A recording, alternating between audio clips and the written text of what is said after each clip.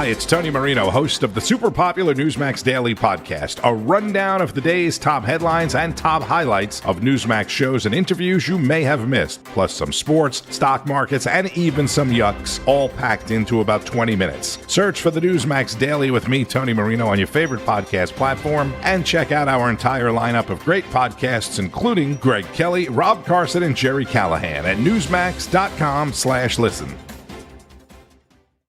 Now.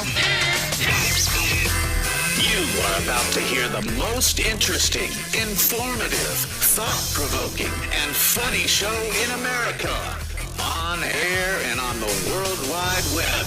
This is the Rob Carson Show. For the past decade, there's been one constant for Democrats. One constant. Go after Trump. They spied on his campaign. Then it was Mueller. Then it was impeachment 1. Then it was impeachment 2. Then it was all the lawfare. Alvin Bragg, Fonnie Willis, Letitia James. Then it was Arctic Frost investigation of the Justice Department, surveilling United States senators and congressmen, and a whole host of other Americans. Then it was Jack Smith and his gag orders and his raiding President Trump's home. Then it was a 43-day shutdown, and now it's Epstein. And by the way, the same party that did all that, they were also the ones who were texting with Mr. Epstein during a hearing where Michael Cohen was their witness in another effort to go after the president. Americans see through it all, and frankly, it's actually kind of sad. Yeah, it's kind of sad, and I'm getting frickin' tired of it, to be quite honest. I'm ready to about kick some ass, to be quite honest. Just really dang tired of it, getting exhausted of it, to be quite honest. The shutdown, of course, was the next thing because, you know, the Democrats began their next round of temper tantrums in the last 9 months, and Donald Trump is doing some amazing stuff. Got another $1 trillion of investment from Saudi Arabia. Yawn. Let me see, how much did Joe Biden bring in America? Nothing at all. But he did bring 20 million illegals across the southern border and up to 425 children trafficked for sex or labor. Other than that, he was a great president. I mean, really, honestly, what a joke. So tired of the Democrat temper tantrum. The dimper tantrum. I like to call it a dimper tantrum. You bunch of crybaby whiners. You did nothing. When Joe Biden was the president. We got a president in office who's doing what he asked him to do. We asked him to do after you guys tried to put him in jail, tried to impeach him, raided his house, tried to take him off the ballot, and tried to murder him. And honestly, get the hell over yourself. How about that? How about get the hell over yourself? Here's some good news from Judge Janine. I moved here about, holy hell, it's been over 4 months ago. It's been almost 5 months that I've lived in Washington, D.C. And listen what Donald Trump has done to Washington, D.C.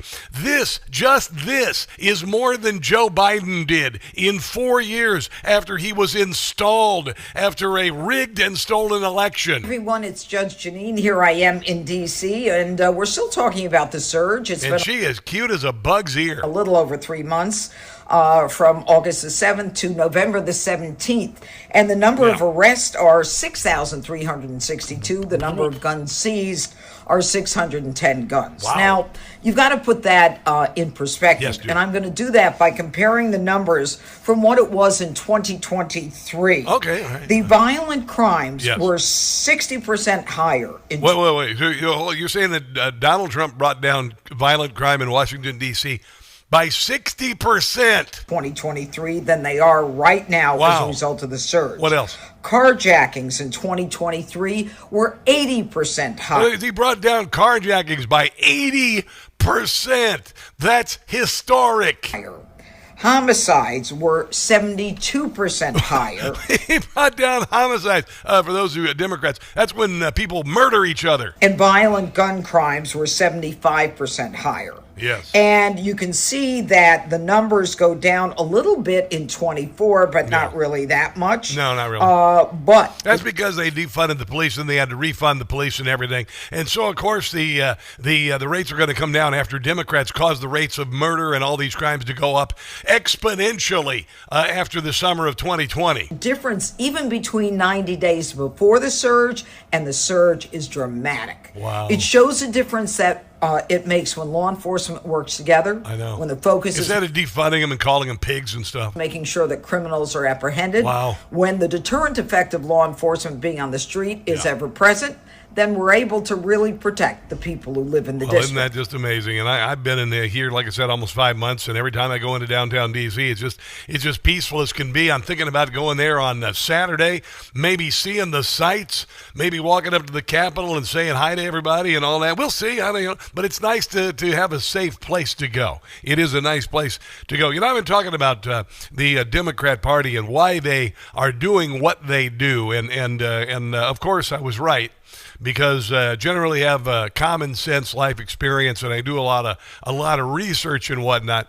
And the Democrat Party, the reason why they're doing all this crap, like for instance the government shutdown, is because they're trying to cover up and prevent all the success. This mindset that says we got to go after President Trump no matter what that they have. I think it's because President Trump's and Republicans have accomplished so much that they told the voters they were going to accomplish. No, like I told you that. I told you that. He said, when Donald Trump was the president the first time, I said that the reason why he's so amazing is he's the first president that in my lifetime, other than Reagan, that went to Washington, D.C. and did what he said he was going to do and what we asked him to do. In the 2024 election. We're actually doing what we said we were going to do. President Trump said he was going to cut taxes, and he did. Yeah, he did. President Trump said he would secure the border, and he did. Oh, yeah, he did big time. President Trump said he'd get men out of women's sports. Yeah, he did that. And he did. Yeah. President Trump said he would make sure Iran doesn't have nuclear capability. They kind of kicked their butts. And he did. And he said he would get the hostages out of Gaza back into Israel. And he did. Wow. All in 9 months. All in 9 months. That's just a little bit of it, by the way. And we get to the Saudi prince showing up yesterday at the White House. It was so funny because this guy normally, and the Saudi Arabian subjects who live there, got to be watching Donald Trump just slapping this guy on the back and everything, because nobody ever messes with the king over there. Nobody ever messes with the crown prince over there. You don't touch him. You don't even look at him. Donald Trump's like, hey, buddy, what's up? He's giving him high fives. It's so funny to watch. It's so funny to watch when you got a guy in charge, a man who is just amazing, in charge, and he got another $1 trillion. He got another $1 trillion out of Saudi Arabia. It was pretty amazing. Here he is. Actually, it was originally just going to be $600 billion, but decided to go with a trillion. We're going to announce that we are going to increase that $600 billion to almost $1 trillion of investment. You're saying it's like $19 trillion now, and Joe Biden didn't bring anything in. Me now that the $600 billion will be $1 trillion. Definitely, because what we are signing, it will facilitate that, I like that very much.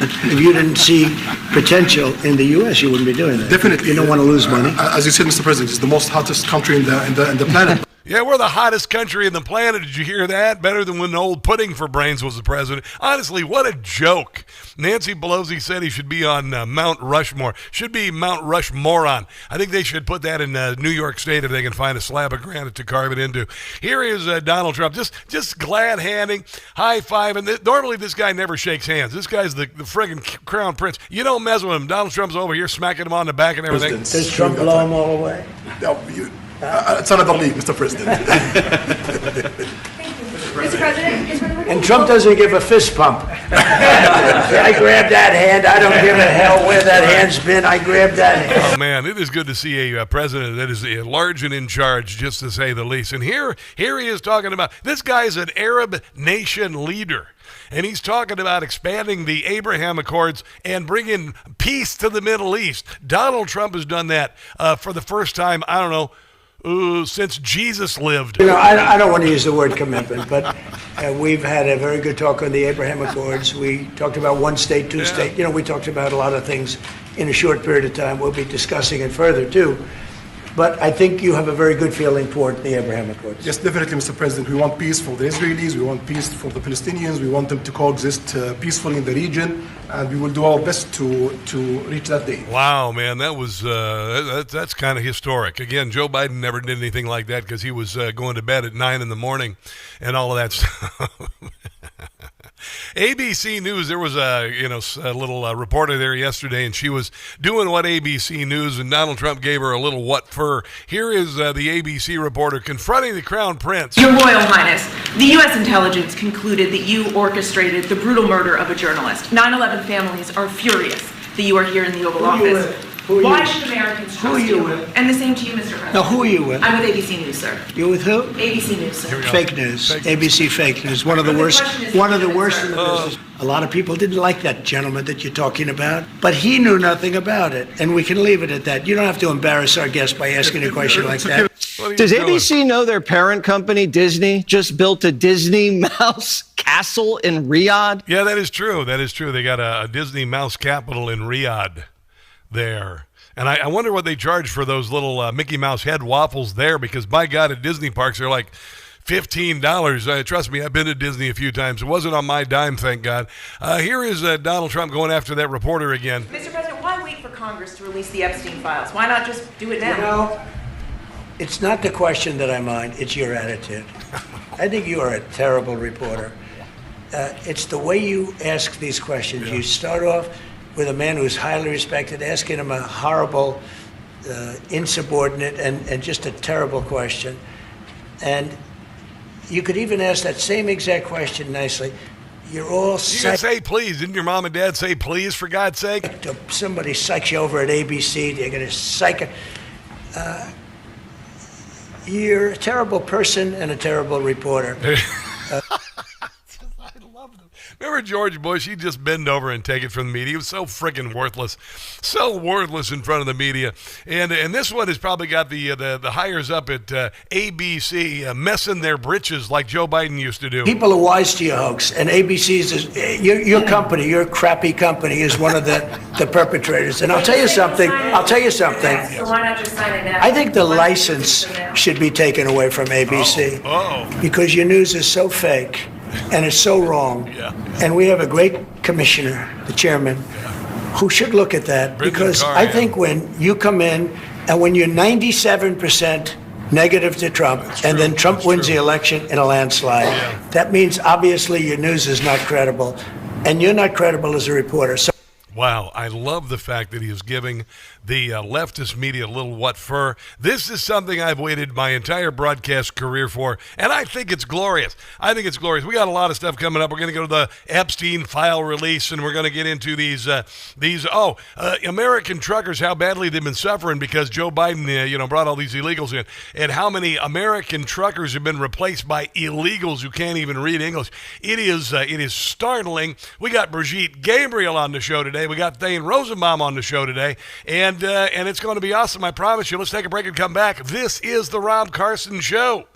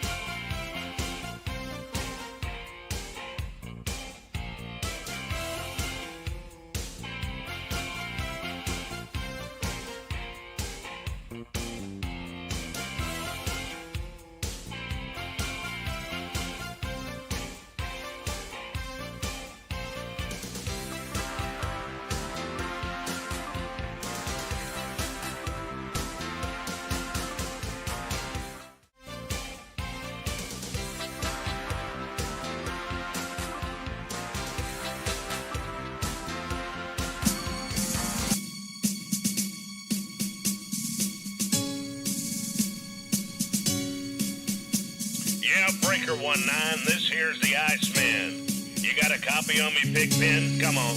I was just passed by a gang of truckers I ain't never seen before. They were yelling out their windows, "Death to America." Yeah, we definitely got the front door. Mercy sakes alive. It looks like we got us an Al-Qaeda convoy. ICE just arrested a terrorist in a truck. The fact that he ain't hurt no one, well, that's just total luck. He was here illegally for jihad, he is called. Only a liberal Democrat wouldn't be appalled. We got a terrorist convoy here illegally. They could pose a major threat, a threat to you and me. Terroristic truckers, wonder what's in their load. Wouldn't be surprised if a rig of theirs explodes. Convoy. We'll catch you on the flip-flop, Pigpen. This is the Iceman. Over and out.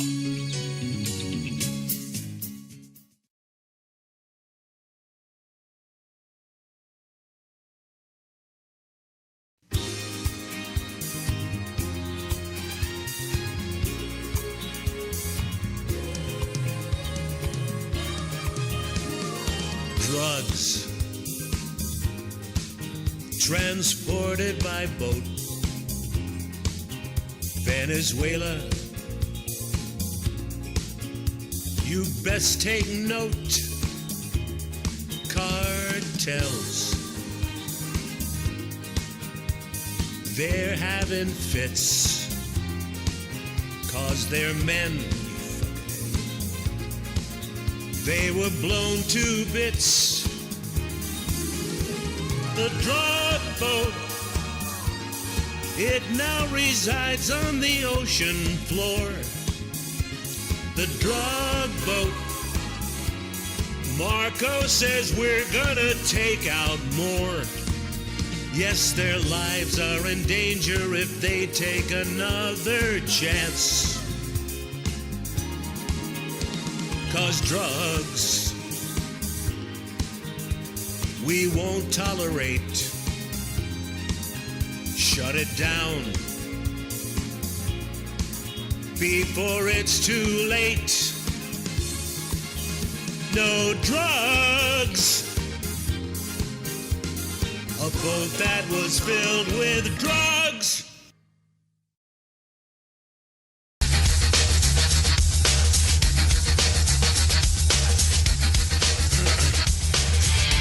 The Rob Carson Show podcast is everywhere. Go to newsmax.com/listen for details. It is the Rob Carson Show on a, what is it? It's Wednesday, right? It's Wednesday. Holy heck. Thanksgiving is next week, for crying out loud. I saw this poll this morning. I think it was on Fox or something, and they said, what are your favorite things? But at the Thanksgiving dinner table, is it your favorite, the turkey or the sides? It's got to be the sides, because you can have turkey any time of the year, right? You can have turkey any time of the year. And honestly, I mean, if turkey were that big a deal, it's like ham. Ham's okay. Ham's just okay. There are no ham houses. There are a lot of steak houses, but nobody goes, man, I want to go to Ruth's Chris Ham House. The same goes with turkey. Turkey, you have turkey sandwiches and all that. It's all about the sides. I'm not a big fan of the green bean casserole. I mean, that was a big deal in the 50s when there was, no hot sauce and stuff, and the food was really bland, and you just take some Camel's cream of mushroom soup and dump a can of green beans.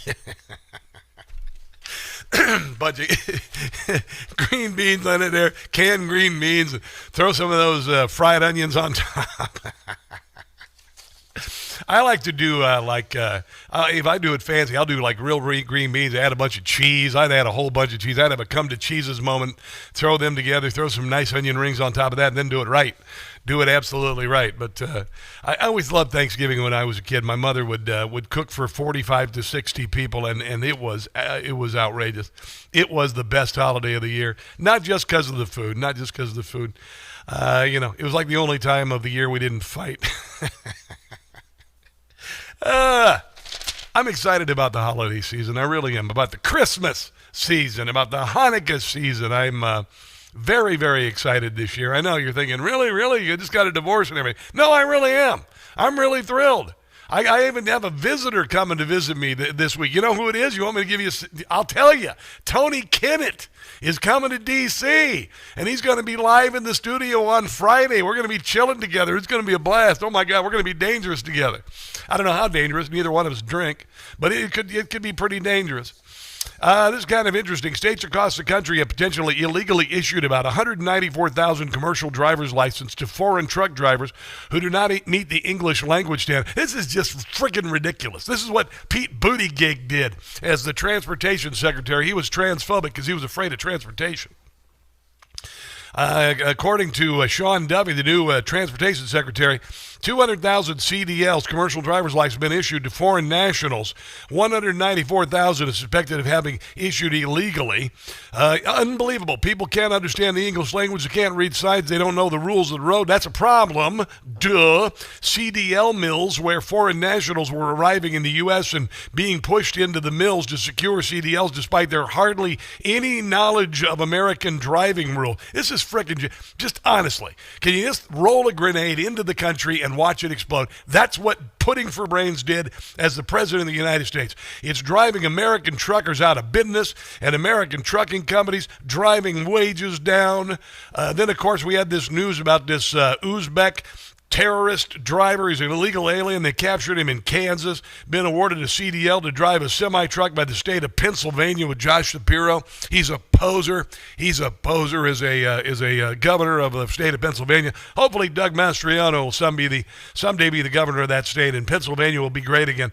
But that said, he was released into the United States interior by Joe Biden. It was like it was almost a plan or something. Jim Gossett, Rob Carson Show. Yeah, Breaker 19, this here's the Iceman. You got a copy on me, Pigpen? Come on. Go get a I was just passed by a gang of truckers I ain't never seen before. They were yelling out their windows, "Death to America." Yeah, we definitely got the front door. Mercy sakes alive. It looks like we got us an Al-Qaeda convoy. ICE just arrested a terrorist in a truck. Yeah, that's true. The fact that he ain't hurt no one, well, that's just total luck. That's right. He was here illegally for jihad, he is called. Only a liberal Democrat wouldn't be appalled. We got a terrorist convoy here illegally. They could pose a major threat, a threat to you and me. Terroristic truckers, wonder what's in their load. Yeah. Wouldn't be surprised if a rig of theirs explodes. Convoy. There you go. We'll catch you on the flip-flop, Pigpen. This is the Iceman. Over and out. Go get him, Iceman. Go get him, Iceman. That is Jim Gossett. Oh, my God. I opened that this morning. I was like, wow. I wrote him. I said, you ought to do something to Convoy. And he said, all right. And he got her done. Absolutely. Absolutely. If you get a chance to just go to patreon.com, Jim Gossett Comedy. Patreon.com, Jim Gossett Comedy. For Christmas, give him $10 a month, okay? Subscribe to him, and then he will send you 2 songs every day, and you can share them with other people, and you can download them, and just tell them where you heard it, okay? But Jim Gossett Comedy on patreon.com. Gold is kind of stalled out this week, above $4,000 an ounce. Maybe it's an opportunity for you to buy some. Because it started off this year, which was almost a year ago, at $2,600, went up to $4,200 a week ago. Right now it's hovering about $4,100, $4,200. Maybe it's giving you a chance to buy in. How about that? Maybe you look at this as an opportunity. I would. Text my name, Rob, to 989898 for Birch Gold. Because right now through the end of the month, for every $20,000 invested, Birch is going to send you some free gold. How does that sound? Oh, my God. Fantastic. Global uncertainties going on. Gold thrives in times of uncertainty. Plus, those central banks around the world are hoarding gold. They are making it more valuable, by the way. Oh, by the way, I said you ought to trade in your pennies and sell them because like 180 pennies is a pound, and copper sells for $5 a pound. Problem is, copper's been mostly zinc since 1982. So stop what you're doing. You're not going to make any money doing that way. I thought I had a surefire way to make some money. Anyway, but gold is going to make you some money. Gold is going to make you some money. Text Rob to 989898 to claim your eligibility for a free info kit on gold, will ya? Birch Gold is a company I trust. You know this. They have my money, and dear God, I don't have enough money to not be worried about where I put it. Trust me on this. I want to make sure that every dime I got is going to work for me because I don't have very many dimes. Let's take a break and come back. This, my friends, is the Rob Carson Show.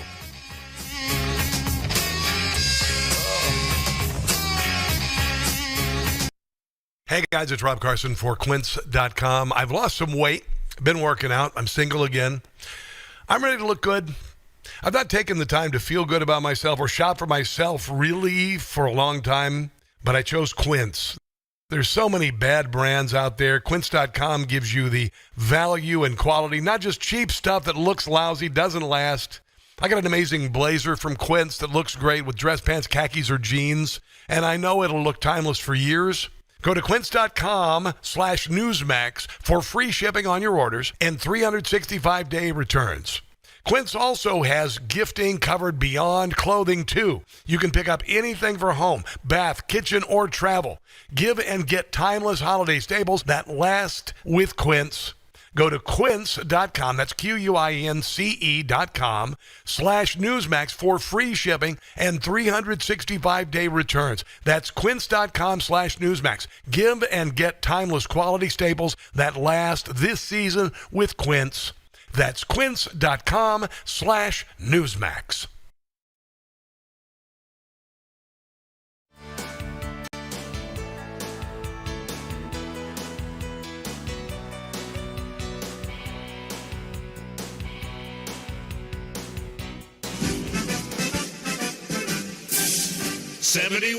%, that's what Kimmel's lost since they put him back on the air. The morons at ABC were too blind to see that about Kimmel no one cares. 85% in a key down. That is what Kimmel lost. Why they keep him around to keep losing ground? Still air him no matter what the cost. Sinclair must feel real stupid now. Next star still with regret. 71% wonder where they went. On Kimmel's failure, you can bet. Disney stock was $197 a share in March of 2021. Now it's $122 a share. Disney must be in panic mode. They'd pull this show if they could. Why did they bring him back? This a funny hack. Suspension should have been for good.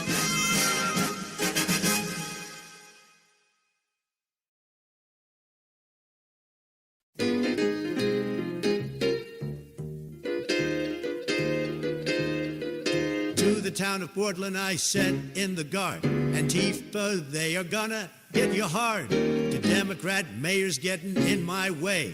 Go ahead, punks, and make my day.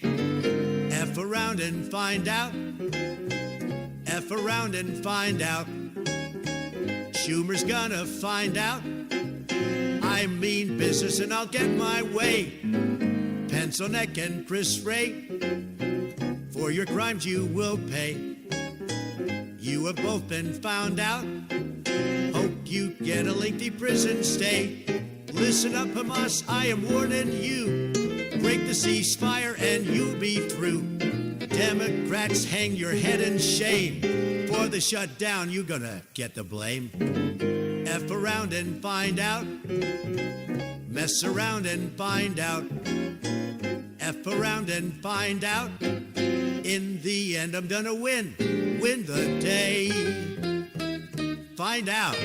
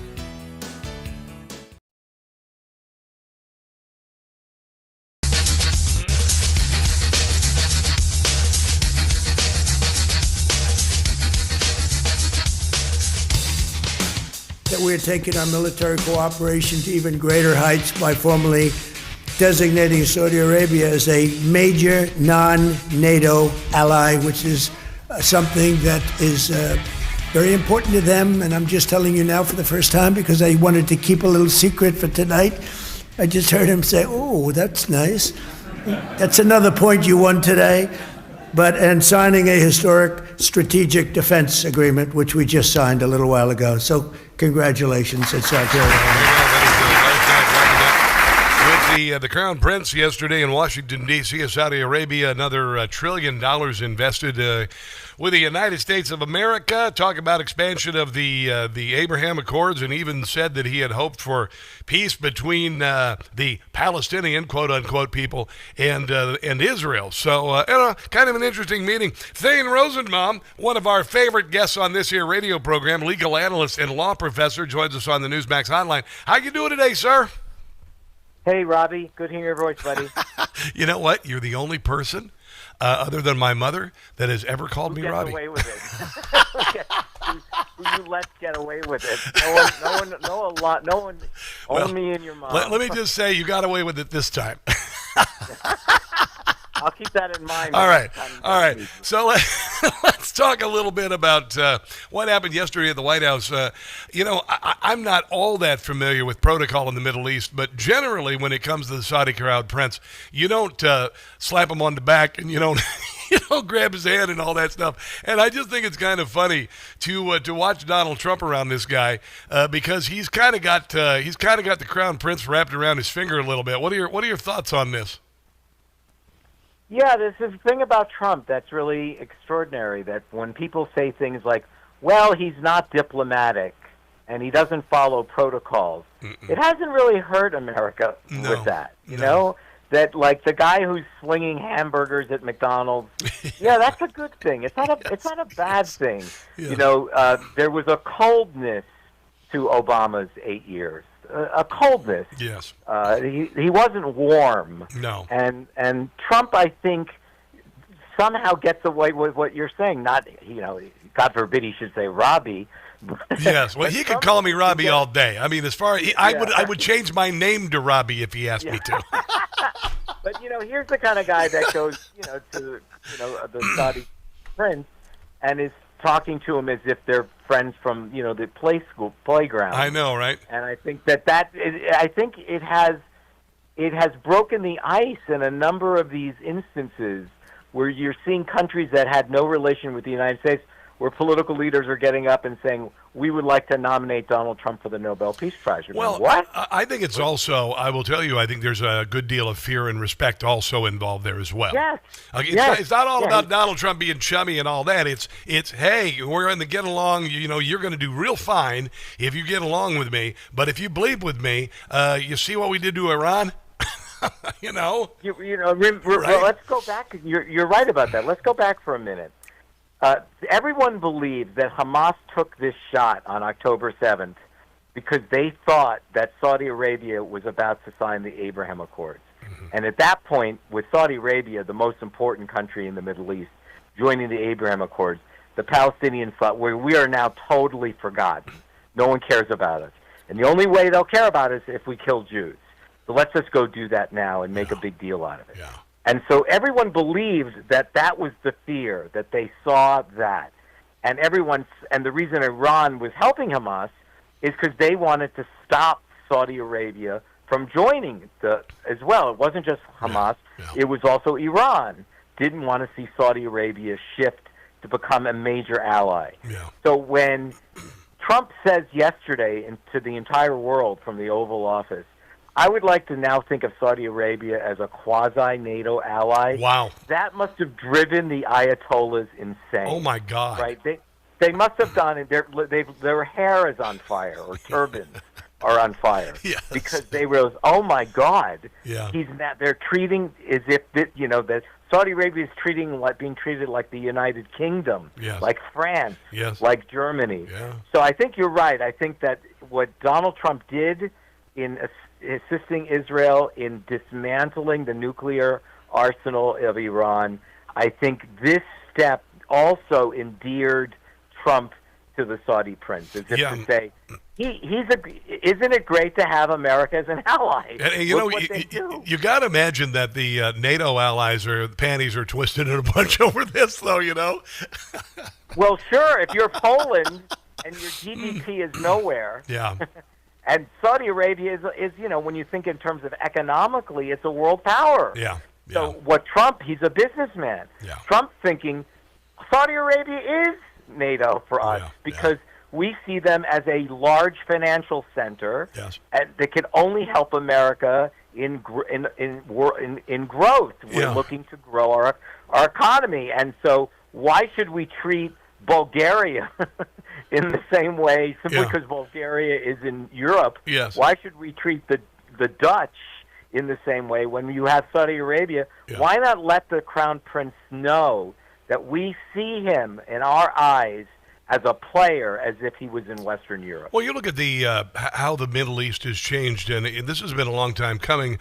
There are a lot of issues with Qatar, United Arab Emirates, but my God, those are rich countries, and particularly with the UAE. The UAE has gone beyond oil and done some other amazing things. So you're seeing the Middle East becoming this economic powerhouse, even with oil and beyond oil, and then you usher in this new era of cooperation that Donald Trump has brought in by already bringing 7 of these nations together, disarming Iran, consequently disarming Hamas.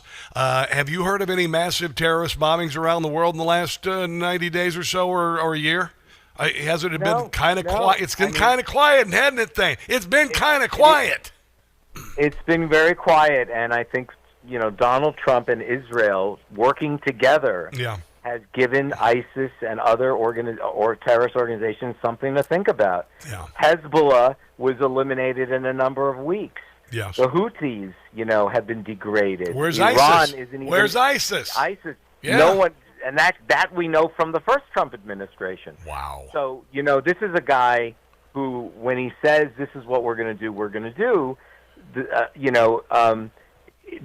the Obama administration, America was on the apology tour. Well, yeah. So we're really sorry for all the terrible things we've done to all these other countries. Yes. And Donald Trump does not make apologies. Yeah, I would say he's quite unapologetic. Exactly. He's saying let America lead and watch where we'll bring you. Yes. Follow us, let us lead, and watch how that's why even Qatar hasn't been cut off. You would think. Yeah. But he's doing just what you just said. Yeah. Qatar has too much money, too much assets to cut off. Well, I think they're realizing that they'd rather have paradise here on Earth than than after this life with however many virgins. Maybe that's part of it. I want to cover. In the next break, I want to talk to you a little bit about Zoran Mandami and the repercussions of his election and how he's already begging for money. He's begging for money again yesterday. We will cover that. In the meantime, Thane Rosenberg is on Rosenbaum. Sorry, is on our show. You called me Robbie. I called you Rosenberg. Let's take a break and come back. This is the Rob Carson Show.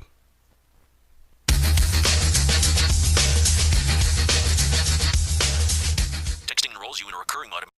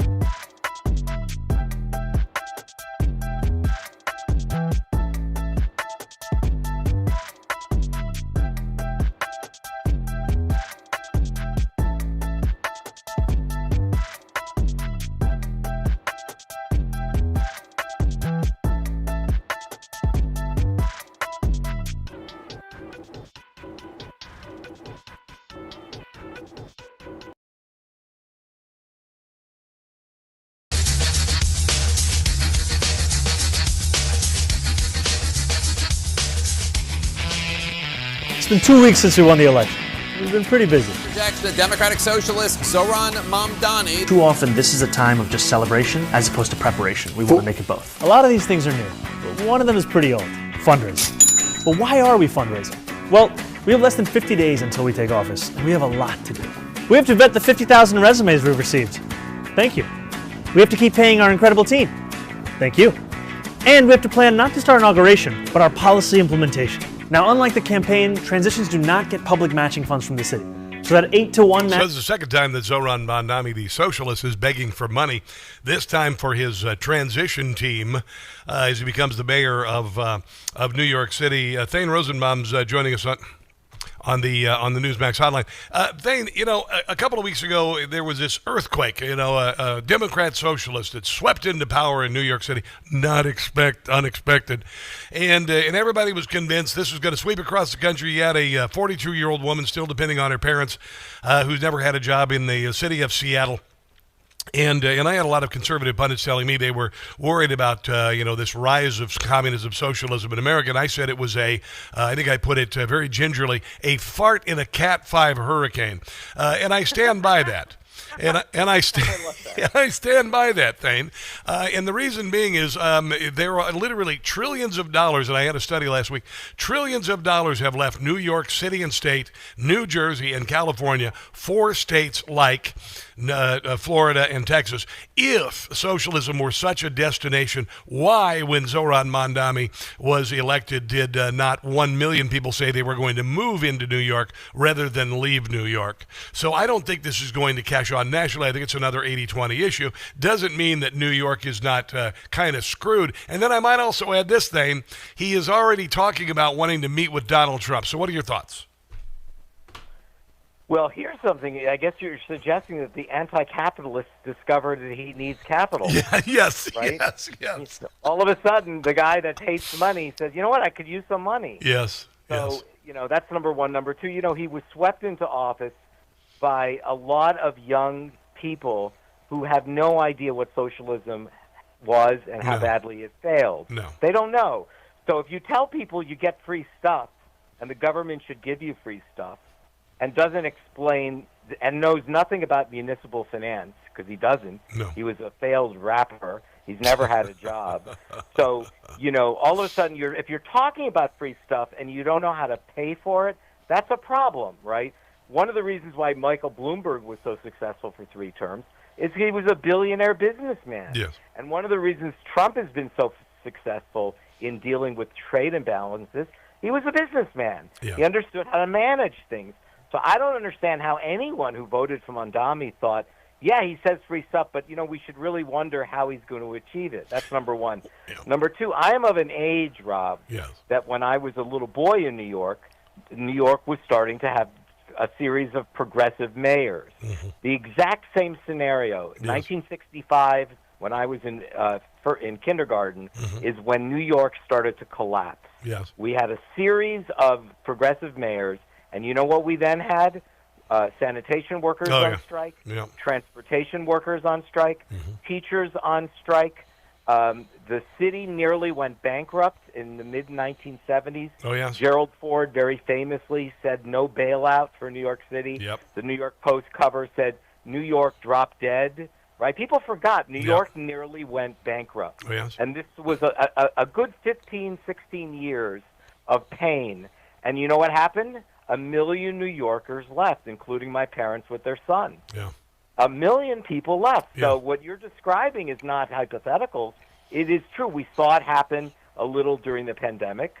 But I think that if Mamdani is really serious, and he seems to be committed to his agenda, then he's going to soon discover an erosion of the tax base and an absolute inability to pay for stuff. Exactly. And he's going to be stuck. Well, you can't tax people to pay for your agenda who don't have any damn money. And then you look at this, there's a real possibility that Elise Stefanik is going to sweep into power as the governor of the state, and she's not going to be very cooperative. That's why he's suddenly saying, hey, maybe I'd like to meet with Donald Trump. I think that he understands that Donald Trump is going to take every damn dime from that city without any compunction whatsoever.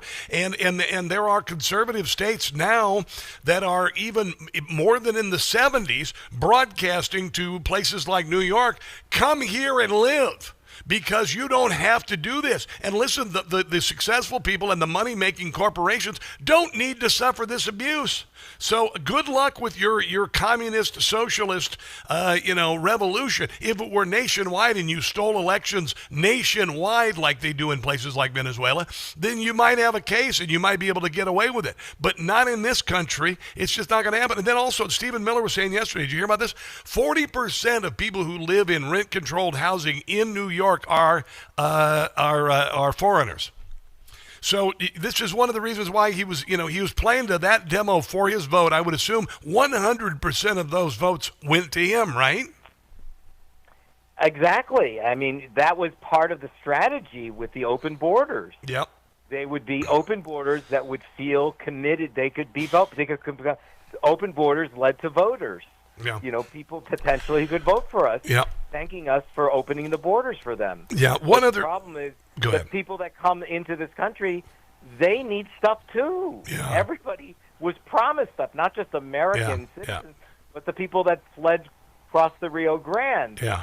So you're seeing all of these blue cities beholden to a very, very strange constituency of young people that don't understand the failings of the communism. Well, yeah. And who are just grew up pampered and lazy and don't want to work. Yes. And so that's not a good combination. People who arrived illegally who are saying America is the land of milk and honey, and they'll just give us free stuff. Yeah, rather than what maybe your parents or their parents did when they came here. They came here expecting, with pennies in their pockets, not expecting rent-controlled housing, and expecting to live the American dream, become a part of the American melting pot. Well, it was opportunity. Yes. That's what changed. Yes. There was generations of immigrants that saw America as a land of opportunity. Not an opportunity, a place of free stuff. Yep. Opportunity, meaning you will be treated on an even plane and you can go pursue your happiness, as Thomas Jefferson Well, said. you can get opportunity if you assimilate, and if you just expect to come here for largesse or all of that, then you won't. And that's not going to work. It's just not going to work. Thane Rosenbaum, we got to go, brother. It was so nice to have you on today. I appreciate it. If I don't talk to you before Thanksgiving, I wish you and yours the very best. And you might want to isolate this interview because it's the only time you'll ever call me Robbie, okay? That'll never happen again, I promise you. All right, bud. We'll talk to you soon. Let's take a break and come back. This is the Rob Carson Show.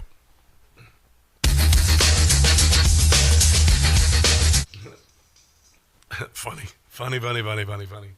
Detection, cybercrime spikes during the holidays. What we got here? Black Friday and Cyber Monday.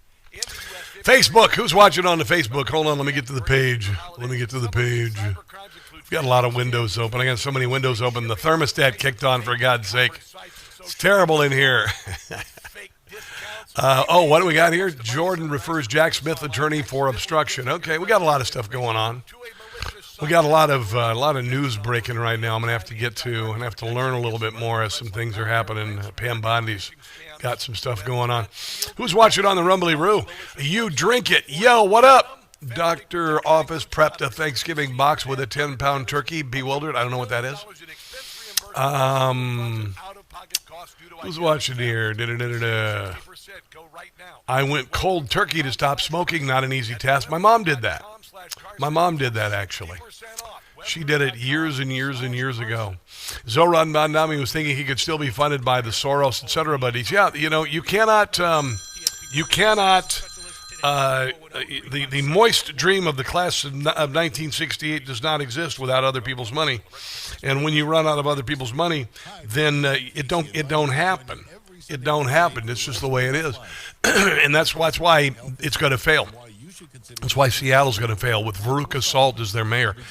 Veruca Salt. She's just like Veruca Salt. I want. No idea how to pay for it. She's a spoiled little child who still gets money from her parents at age 42 for childcare. My God. I've already told my kids, my son, he's 26, you're on your own. And then by the age of 42, no, not going to happen. All right, we got some more stuff here. Let's get to it. Only on Talk Radio 680, WCBM, and 99.9 FM in Harford County. You got 2.5 here.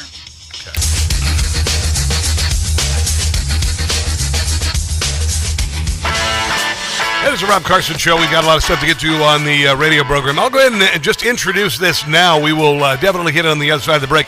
A bunch of Democrat senators have decided that they want to try to get members of the military to disobey orders against Donald Trump.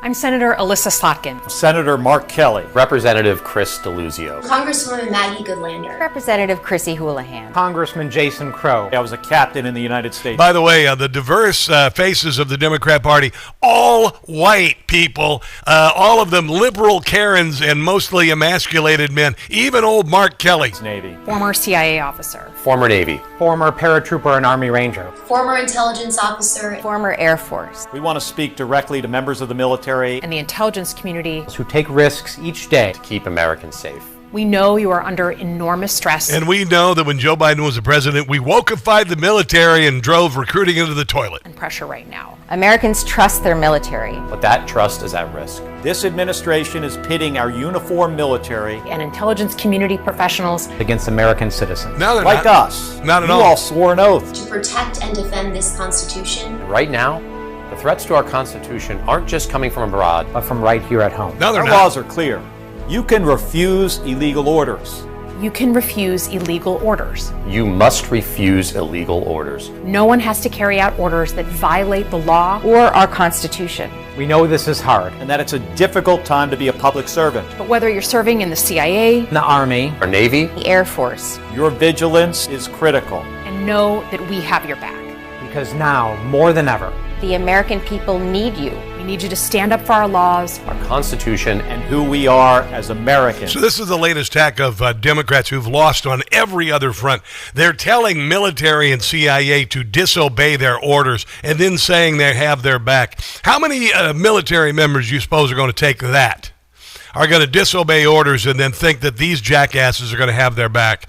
This is the closest thing to insurrection we've seen in a very long time, and we've got some reaction on the other side of the break. First of all, nobody's going to do it because the military loves Donald Trump and Pete Hegseth, and nobody's going to disobey orders, especially when they haven't been they've been pretty vague about what's considered illegal. We'll get to all of this in the next hour of the radio program. Hour number 2 right ahead. Don't go anywhere.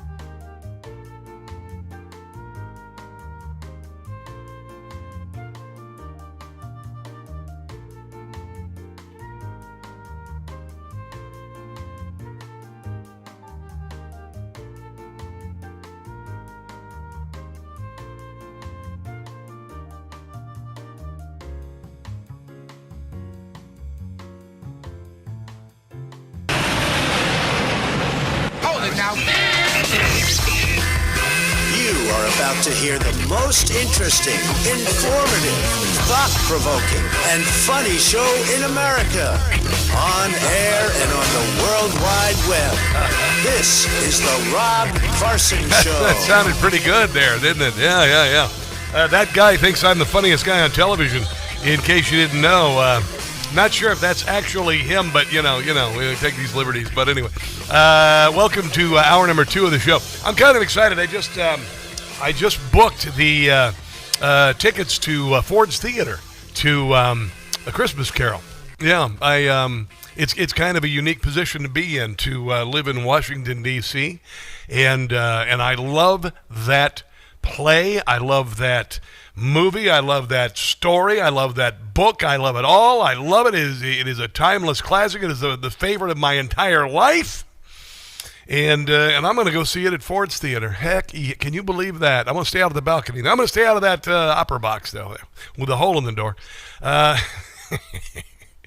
I'm excited about this. I just wanted to share that with you because it's such a powerful story. So many renditions of A Christmas Carol have been done. My personal favorite is George C. Scott, 1984, made for television. That's my favorite of all of them. Alistair Sims is great, and the Muppet is cute, and all of that. But and Scrooged. Scrooged is probably number 2 on my list. I like Scrooged with Bill Murray from like 1988.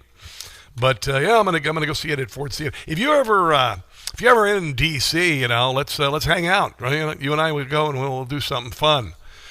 Ford's Theater is amazing. Downstairs in the basement of the Ford's Theater is the museum, and it has some of the artifacts of the night of Abraham Lincoln's assassination, including the pillow upon which he rested his head, the door that they drilled the hole.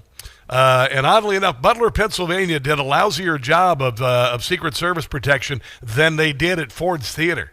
But I'm looking forward to going to see the show. And again, that museum below Ford's Theater is amazing. I haven't been there for many years, probably like 15 years since the last time I lived here. So getting into the holiday, the Christmas spirit. I call it the Christmas spirit. See, I celebrate Christmas. I don't call it the holiday spirit. I don't say happy holidays. Ridiculous. So I mentioned earlier this group of senators has decided to their next thing. There are, I guess, 6 or 7 of them or 8 of them or whatever. They're all white, by the way. They're all white privileged senators, and they're all suggesting to the CIA and the military that they disobey orders of Donald Trump. We know you are under enormous stress and pressure right now. Americans trust their military. But that trust is at risk. This administration is pitting our uniform. You guys screwed the military when Joe Biden was the president. Or military. And intelligence community professionals. Against the... Why would anyone in the military, particularly, listening to you? American citizens. Like us. You all swore an oath. To protect and defend this Constitution. Right now, the threats to our Constitution aren't just coming from abroad, but from right here at home. No, they're not at all. No. Actually, Donald Trump's adhering to them. He's actually adhering to the Constitution, unlike Joe Biden. Our laws are clear. You can refuse illegal orders. You can refuse illegal orders. Okay. You must... What illegal orders has he given the military? Anybody know what illegal orders he's given to the military? Anybody ever? Anybody? Anyway, yeah, I'm not thinking with Pete Hegseth as the head of the Department of War, you'd want to disobey any orders. Refuse illegal orders. No one has to carry out orders that violate the law or our Constitution. We know this is hard and that it's a difficult time to be... I hate these ads where they put together the series of people saying, I'm for this, I'm for that, I'm for this, I'm for that. It's just a cliche. Public servant. But whether you're serving in the CIA, the Army, or Navy, the Air Force, your vigilance is critical. And know that what about Space Force? What the hell about Space Force? What about those people, huh? They're floating around in space, for God's sake. We have your back. Because now, more than ever, the American people need you. We need you to stand up for our laws, our Constitution, and who we are as Americans. Don't give up. Don't give up. Don't give up. Don't give up. Don't give up. How about sticking up your ship? My God, how stupid are you people? This is the closest thing to they want to. The Democrat Party uses words of war. The Democrat Party wants to foment something. They've got it going on in America's cities. They've got people worked into a lab. They're going after ICE. They called Donald Trump a Nazi and a fascist.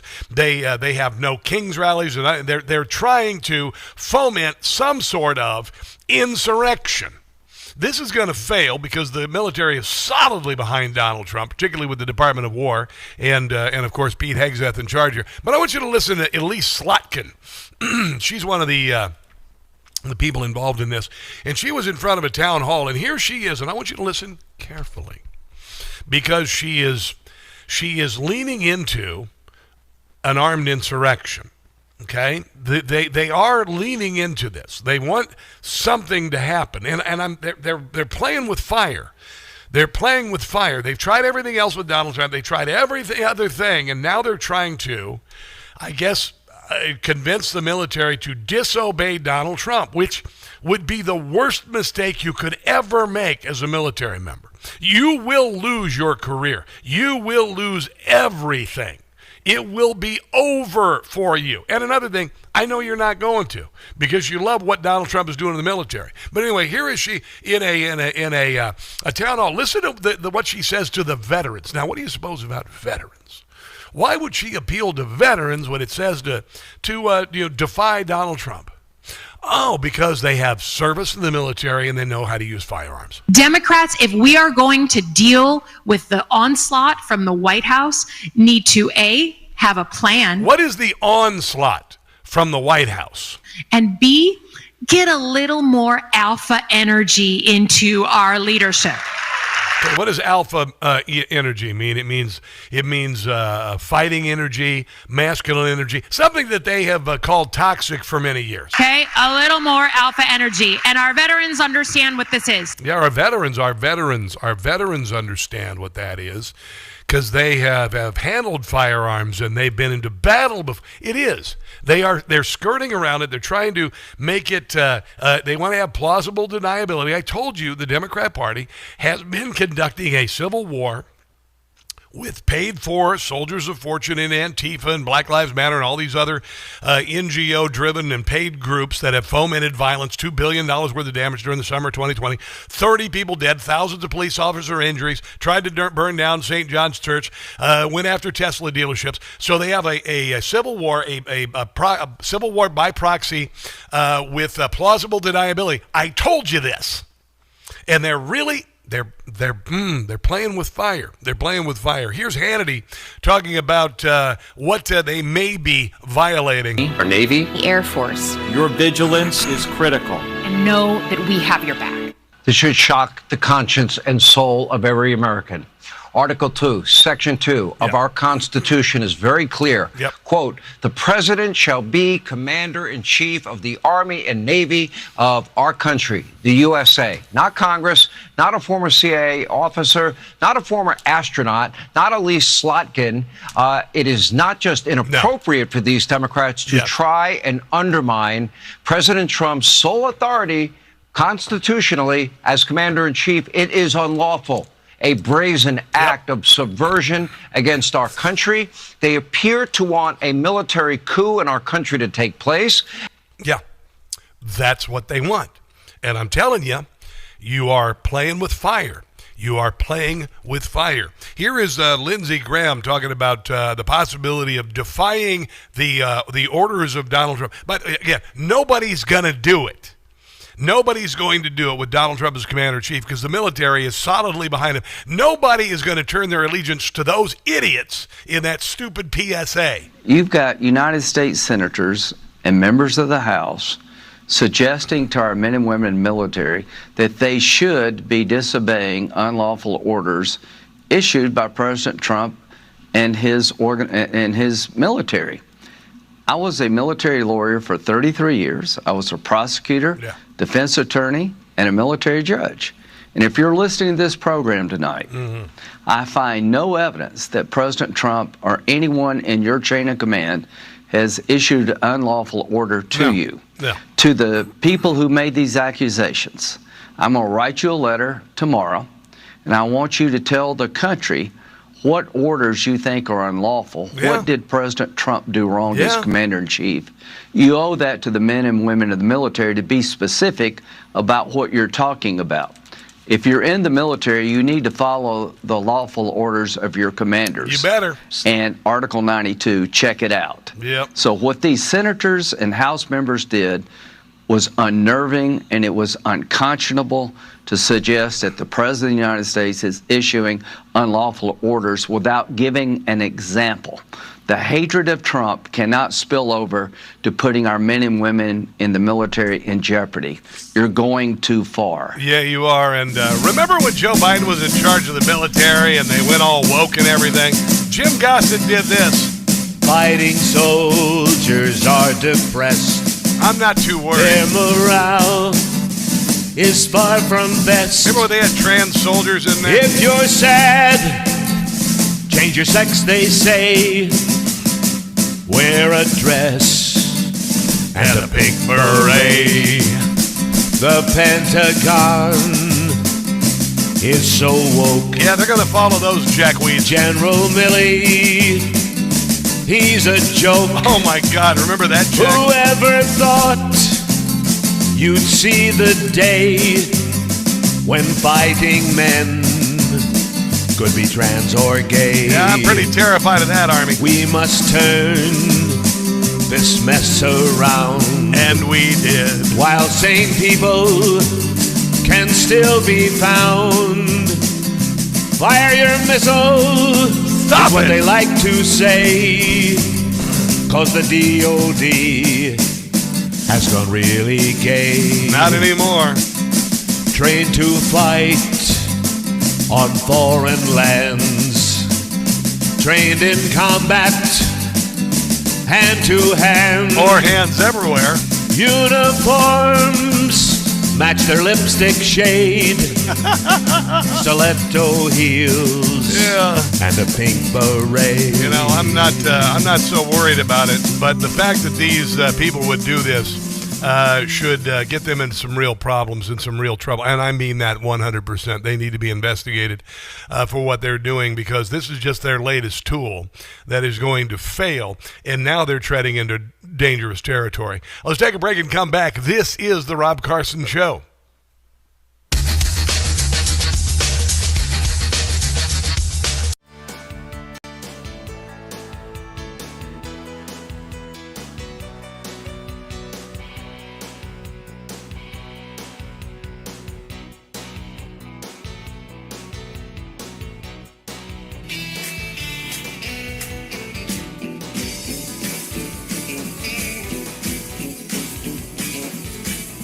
Sending troops to Memphis, Tennessee, 'cause it looks like Memphis could use some help from me.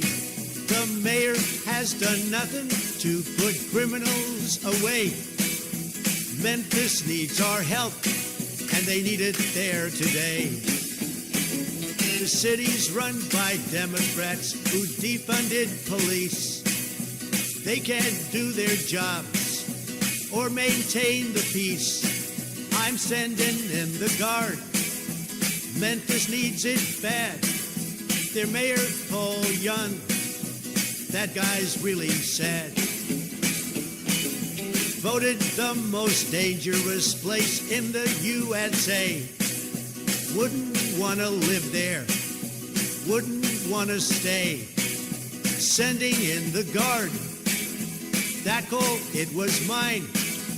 Democrats in Memphis, listen to them whine.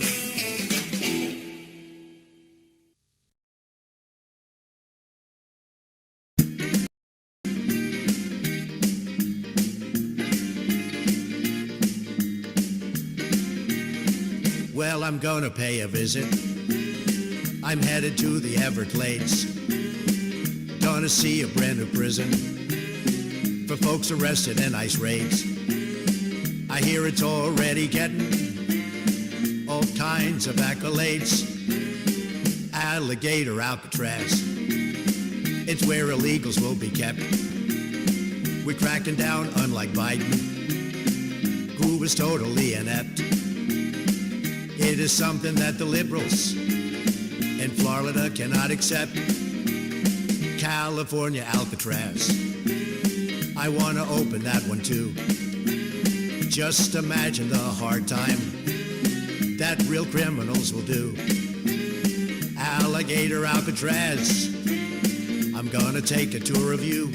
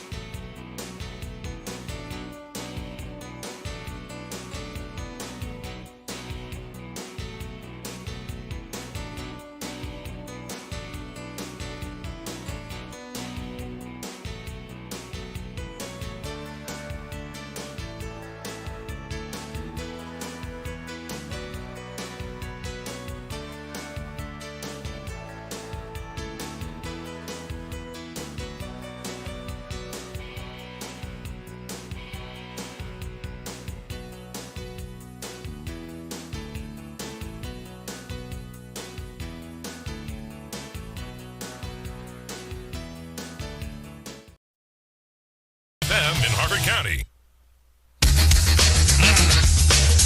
A little boom boom rejoin. Little boom boom. I love this. Not here. I screwed up. Oh. In 2022, President Trump in November says, I'm going to run again in 24. 3 days later, Jack Smith is appointed special counsel in November 2022.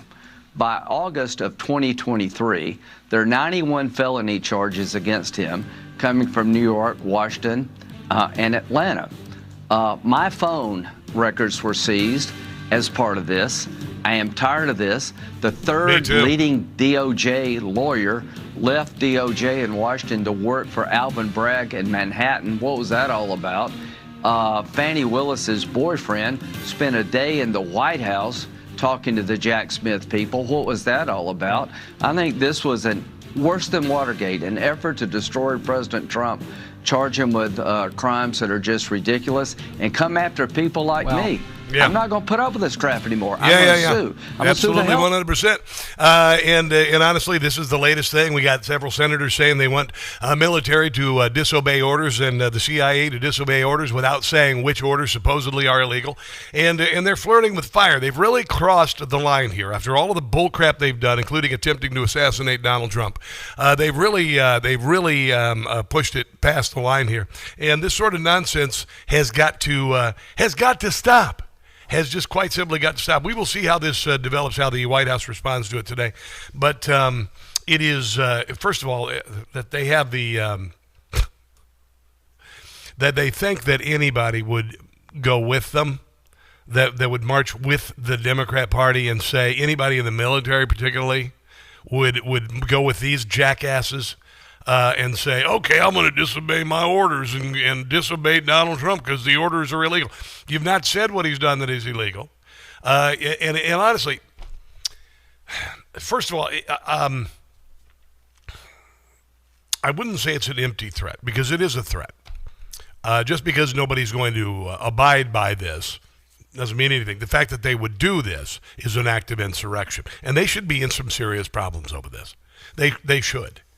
Because, like I said, the Democrat Party is doing everything they can, just shy of Fort Sumter, to start something. They are. They've got a group of sheep who will do anything they want. You got them to wear stupid masks and stand 6 feet apart from each other, take a shot that didn't work.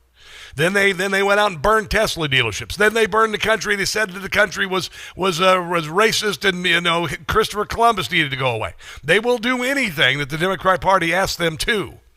But not in the military. Ain't going to happen. Let's move on to some other stuff here. I thought this is kind of funny. A couple of things.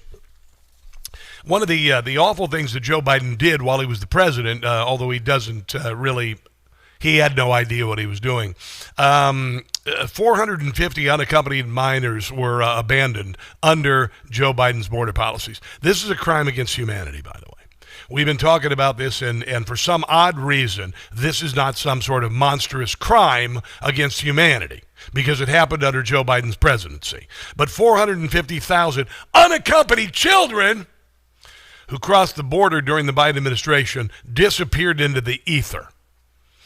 Without any welfare checks to protect vulnerable children from sexual abuse and exploitation through collaboration with law enforcement partners. The Trump administration taking a sledgehammer to human trafficking rings, ensuring these children who were smuggled across the border are not being abused. Secretary Kristi Noem is leading efforts to rescue and stop the exploitation of 450,000 unaccompanied children the Biden administration lost or placed with unvetted sponsors. Remember when AOC cried on the border when Donald Trump was the president? Nobody cried for these children. We became monstrous. Our country became monstrous that they allowed this to happen. One of the many affronts to not only our law but also humanity. Many of the children that came across the border unaccompanied were allowed to be placed with sponsors who were smugglers and sex trafficked. I want you to think about that. Think about the suffering that has happened and is happening right now. The Trump administration has located 24,400 of these kids. Still got a long way to go.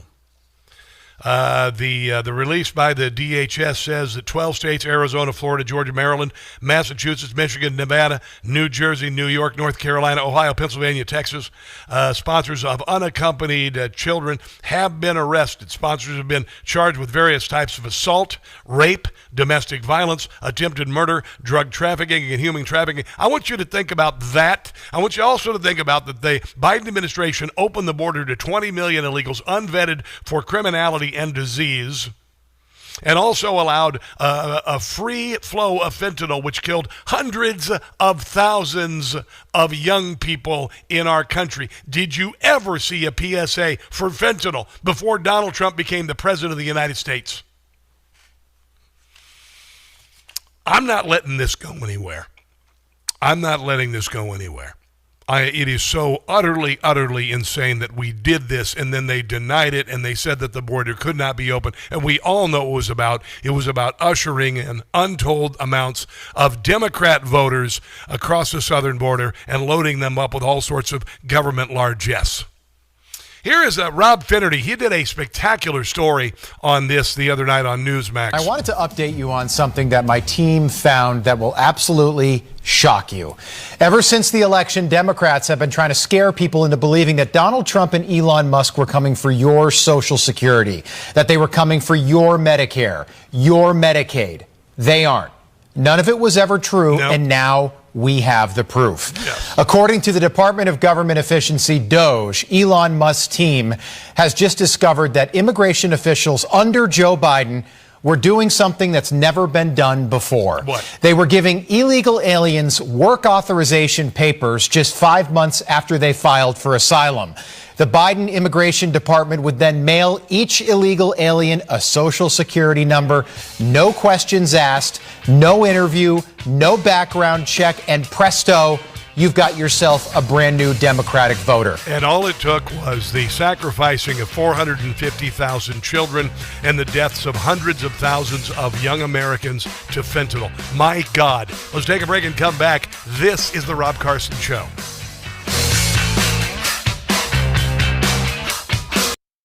Hey guys, it's Rob Carson for Quince.com. I've lost some weight, been working out, I'm single again.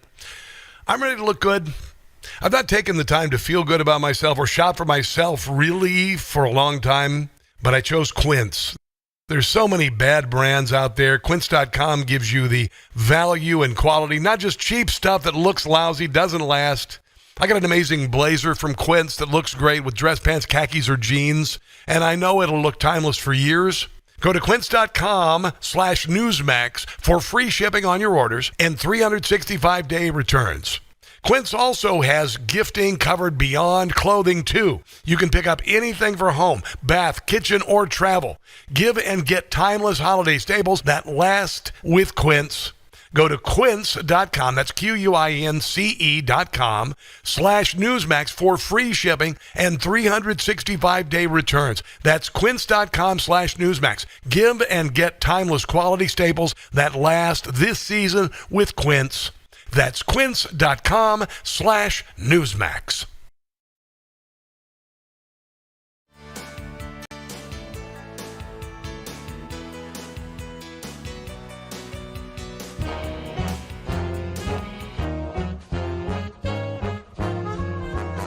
I won't mask, don't ask me. I won't mask, don't ask me. I won't mask aboard a plane. And I won't wear one in a car or a train. Mandate, not needed. Freedoms, we've ceded. And now Joe, he wants it back. A new mask mandate is his latest attack. Joe wants you to mask when you are flying. The rationale for this nobody's buying. Claiming it's essential, simply lying. Yeah, it's appalling. It's like Joe Stalin. And that's why I won't mask. Can't make me to jail. You can't take me. I won't mask. again. The flight attendants, they can casually ask. But when I'm flying on a plane,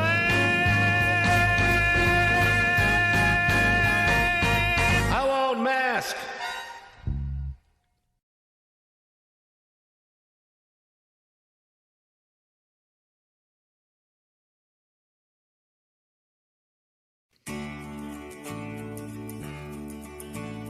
Homeboys, hillbillies, and Hebrews are Rob Carson's friends.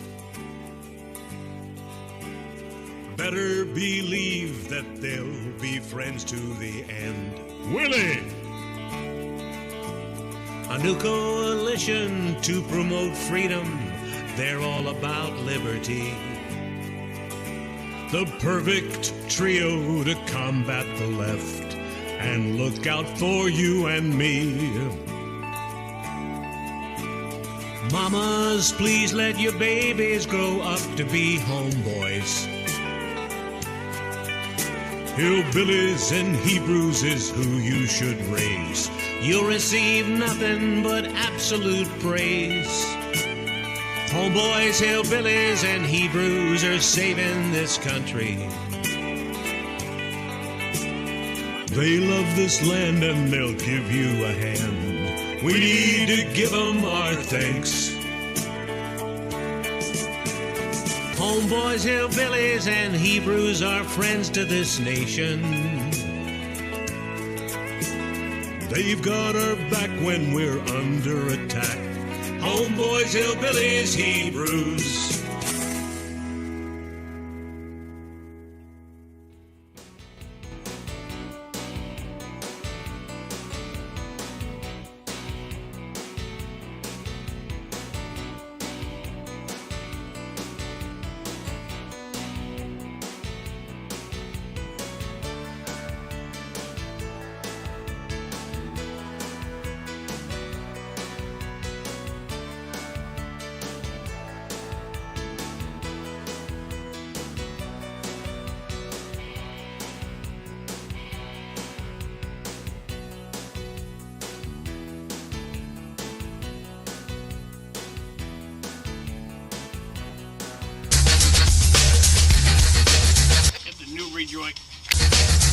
Okay.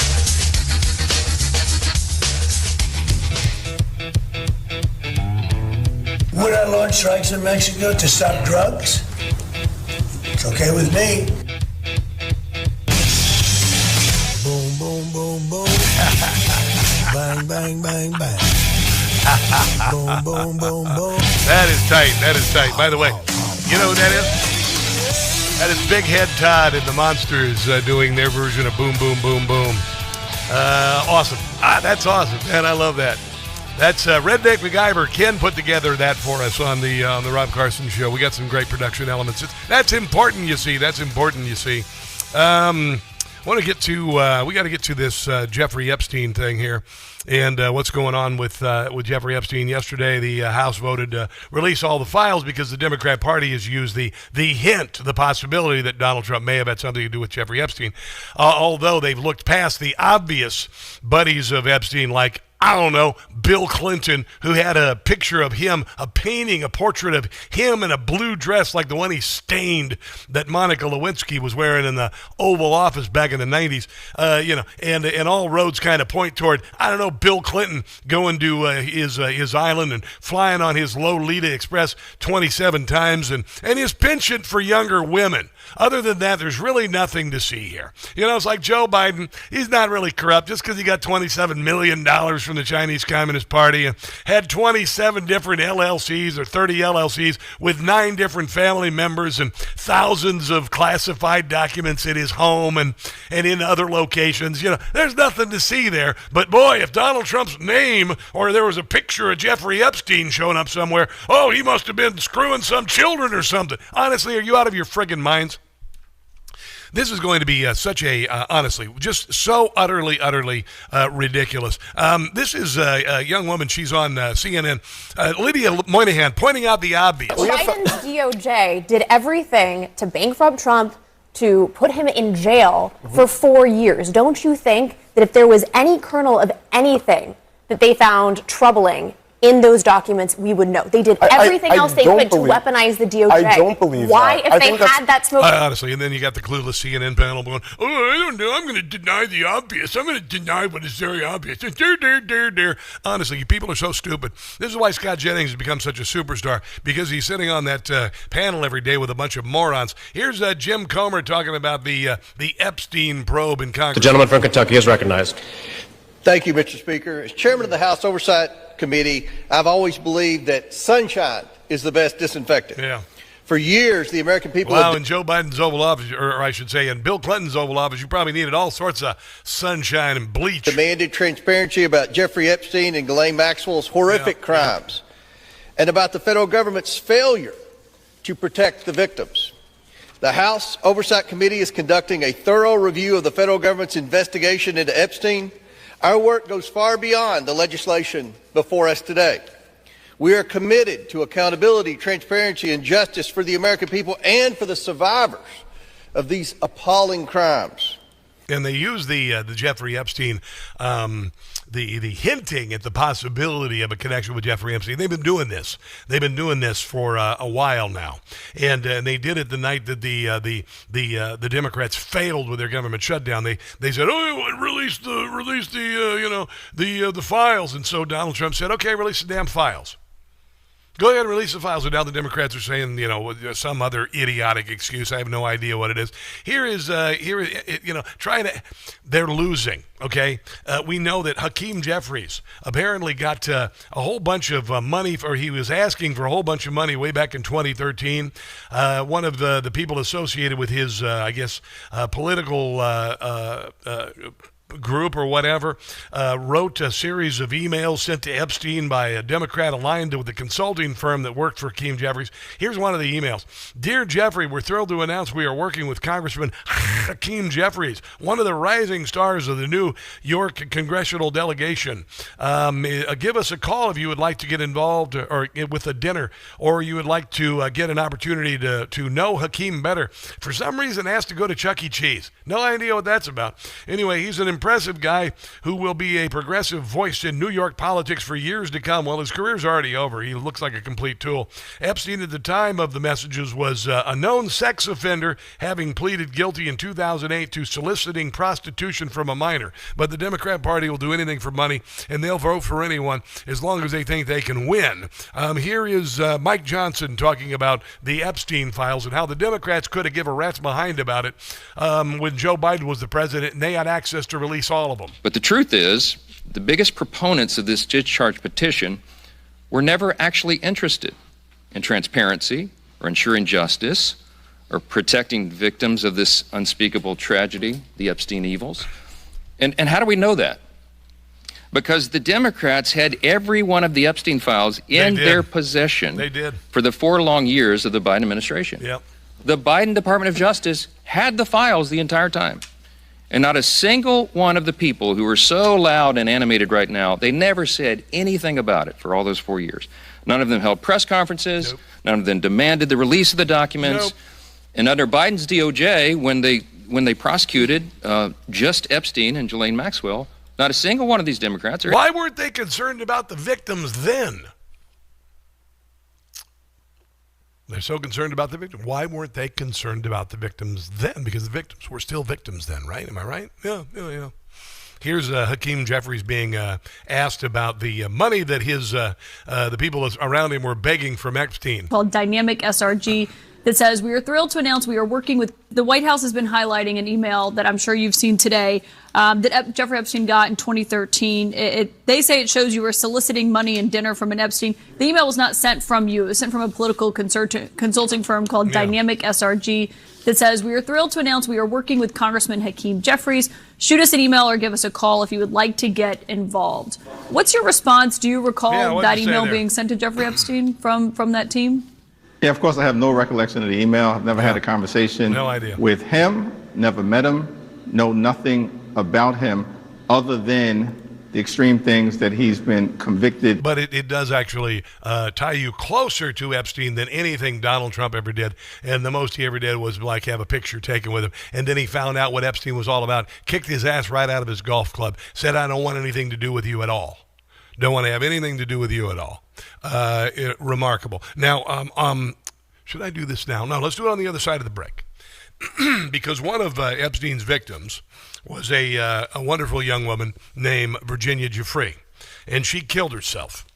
She killed herself because she couldn't handle the weight of the abuse that she suffered, and then the further abuse that she suffered by other men in her life who wouldn't listen to her story or do anything about Jeffrey Epstein.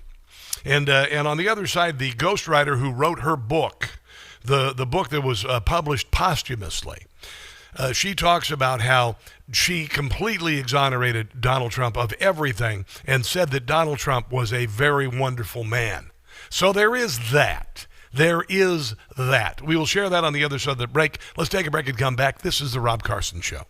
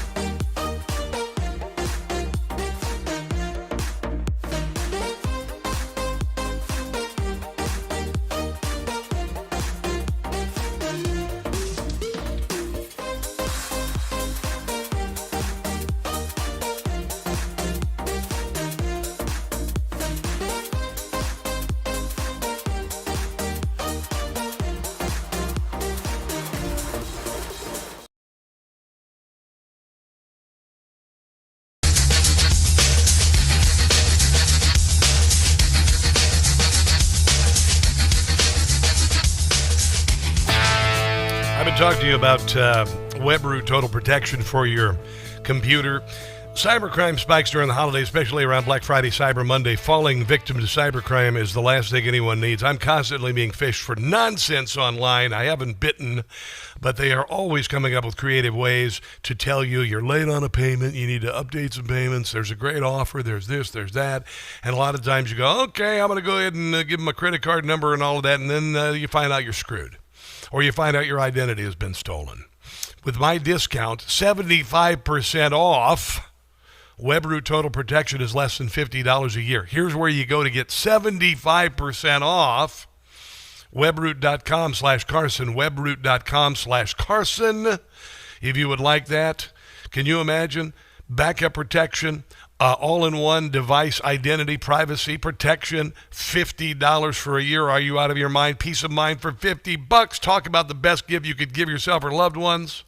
Unbelievable real-time antivirus protection against emerging threats like malware, ransomware, phishing, scams, firewall and network monitor. Family protection includes little ones, students, seniors, and other dependents. VPN for up to 5 devices, and you can trust them.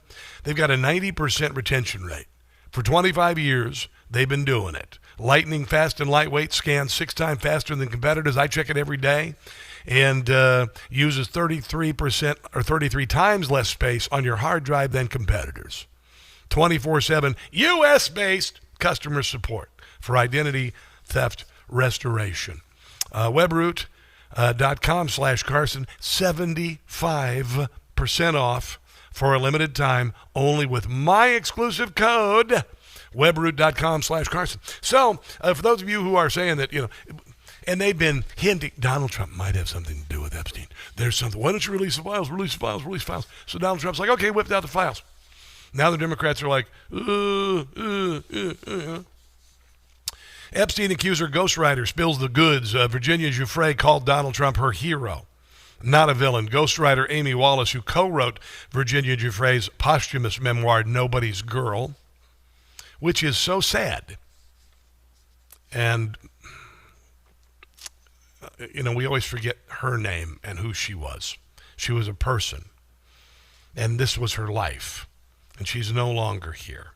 And a lot of sons of bees took advantage of her and ruined her.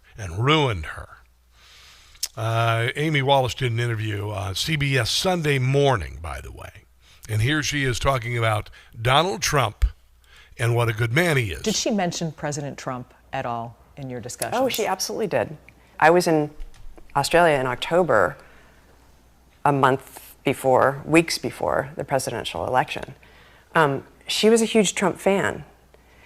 2 reasons for that. One, she had met Trump on numerous occasions because she worked at Mar-a-Lago Spa in Florida, which he owns, and her father also worked there and knew Trump pretty well. So she was introduced to Trump. He was kind to her. The second reason she wanted Trump to be president is because he campaigned on releasing the Epstein files. Wow. And she was excited about that. So, yes, we talked about Trump a lot. As a crusader to release the Epstein files. There you go. You know who went to Epstein Island?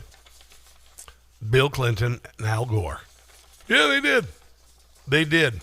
Al Gore, he liked to get massages, and there was one time he did a massage a few years ago, and he asked the masseuse to perform an act that she was not willing to do. You may recall that. It was alleged. You betcha. You betcha.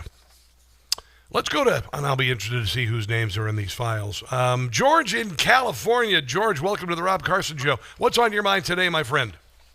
My names are not on the files. Okay. Yeah, well, that's good, George. I didn't expect that of you. Guilt by association is the most primitive and lazy way to go about a prosecution. Of course it is. And it just shows how primitive and backward these untrained, unqualified, amateur, not even amateur, just wannabes are just trying to henpeck. Yes. And, anything that they try to, that anyone tries to go after the Clintons.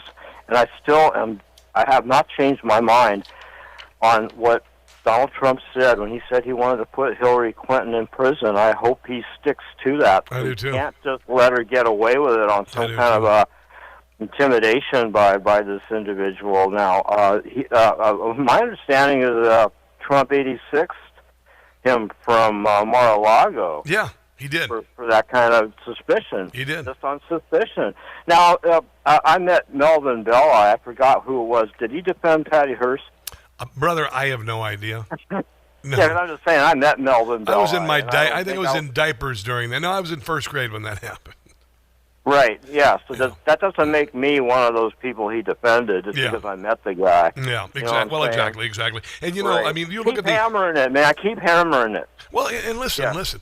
It should be, if any, this is meant as a distraction. If you look at, George Stephanopoulos went after the women that Bill Clinton victimized, and they called them bimbo eruptions. Hillary Clinton was in on it. There were countless witnesses to this, going into hotel rooms in Little Rock with state troopers guarding the door. One woman it wasn't Kathleen Willey. It was I'm drawing a blank on her name. Said that Clinton had hurt her lip, bit her lip, and he said, "Just put a little ice on it." One more thing, real quick. Yeah. When you mentioned about Juanita Broderick, by the way. Thank you, Brian. Go ahead. The appeal for us to be alphas, that's asking us to be just an alpha that cucks for women to get all the women. Is that? That's asking men to be cucks and like an alpha. Is that what it is? Just to get all the women. Okay. That's what she's asking us to do. You're talking about Elise Slotkin earlier in the show. Stop. Yeah. Okay, because we have a new audience every 20 minutes. So, right. Yeah. You were mentioning that lady who wants us to be alphas. Yeah, that's Elise Slotkin. She was talking to a group of veterans saying the men need to be alphas against Donald Trump and all that. Yeah. That's basically asking us to be a pimp and get all the chicks. I didn't take that from that comment, but I do appreciate your phone call. No, to me it was her saying to military veterans, "Hey, if we need you, you've served before." And then you've got this follow-up with Elise Slotkin doing this PSA saying military members should disobey Donald Trump. So they're doing everything they can to foment some sort of insurrection. And like I said earlier, they've been doing a de facto civil war with plausible deniability for a while, and this is just the next step. Let's take a break and come back. This is the Rob Carson Show.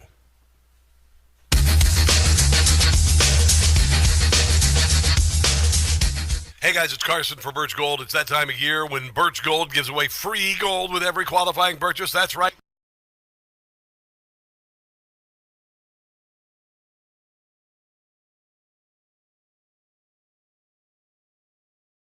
I'm just so bloody busy. Thank you, Brian. I'm like, what's the streamers? Oh, jeez. I got about 10 balls in the air here. Zoran, okay, let's move on here. Let's see who's talking on the Rubbly-Roo. I'm scrolling down because I have got so many comments today, you guys. My God, I am scrolling. You drink it. Dookie Bear, still there. Dookie Bear, I'm going to see you, I guess, next week. Kerry Corley Jr., hello. Hello. Good to see you. Rob ain't lying about WebRoot. Been using them for years. Yeah, you bet, bro. Honestly, ridiculous how good it works on this computer here, because this computer was attacked just a couple weeks ago, and I was freaking out. It was a Charlie Foxtrot Supreme. I had to reinstall all sorts of programs and crap, and I said, I'm done with this nonsense. And WebRoot for the money, I think, is the best program out there. And there are a million ways that they can get you. They can steal your identity, they can get your credit card information, all of that crap. And I just think WebRoot's, I think it's a great company. I wouldn't be talking about them unless I believe that. Let's see what's going on YouTube. America Marcy, what up? Haven't talked to you guys today. I've been so bloody busy. Mickey Hastings, hello. Glad to have you enjoy the show. Triple I Cubed, hello. And Rita DTN in Tennessee, I guess. Mike Minier, 3986. I don't believe that I have seen you on here before, but I welcome you to the show. Please come inside, enjoy what we're doing here, because we are the only ones doing it. Doing comedy with, the serious stuff. All right, here we go.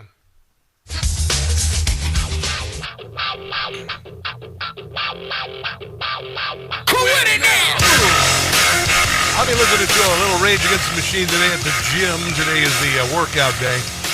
Had a busy, very, very busy week. It's kind of funny. Jasmine Crockett, who is dumb as a box of rocks without the rocks and bordering on not having the box. I'll leave that one alone. She's blaming Donald Trump for all the violence that Democrats are perpetrating, like at ICE protests. I believe that we all need to pay attention to Trump and how he acts. He is the cause of all the... She barely has enough intelligence to keep her breathing going. ...confusion and the destruction that we have seen in politics as far as I'm concerned. Because it used to be we could disagree, and that was that. I disagree with... Yeah, it was until you started calling Donald Trump a Nazi and going after him a decade ago, and then going after us, and then censoring our speech, and then committing countless acts of violence. A lot of Republicans, but it does not necessarily turn violent.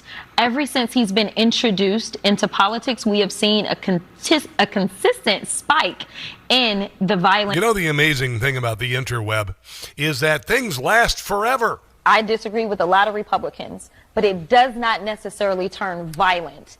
I think you punch. I think you're okay with you okay with punching. I mean, like, this dude has to be knocked over the head, like, hard. But I literally have never said anything to invoke violence. We are not only going to punch you back, but we are going to knock you out. I just want to say that I have never promoted violence whatsoever. We are going to be in your face. We are going to be on your asses. Yeah, and by the way, the Democrats have been doing this for a decade. I just don't even know why there aren't uprisings all over the country, and maybe there will be. People need to start taking to the streets. This is a dictator. You know, there needs to be unrest in the streets for as long as there's unrest in our lives. Enemies of the state. Show me where it says that protests are supposed to be polite and peaceful. Do something about your dad's immigration practices, you feckless. When they go low, we kick them. How do you resist the temptation to run up and wring her neck? Yeah, nothing like that has ever come from Republicans. Nothing like that has come from Donald Trump. Enough is enough. We're not stupid. But I'm telling you, we're getting pretty bloody fed up with it. We've had just about enough of it. These idiotic Elon Musk trying to burn down Tesla dealerships, summer of 2020, these violent anti-ICE protests that are being fomented by the Democrat Party intentionally to create violence. You're pushing it way far, and we're about done with it. And it's about time for homeboys, hillbillies, and Hebrews to say enough is enough. Let's take a break and come back. Last hour of the show right ahead. Brigitte Gabriel, one of our favorites, joins us in the next hour. Don't go anywhere.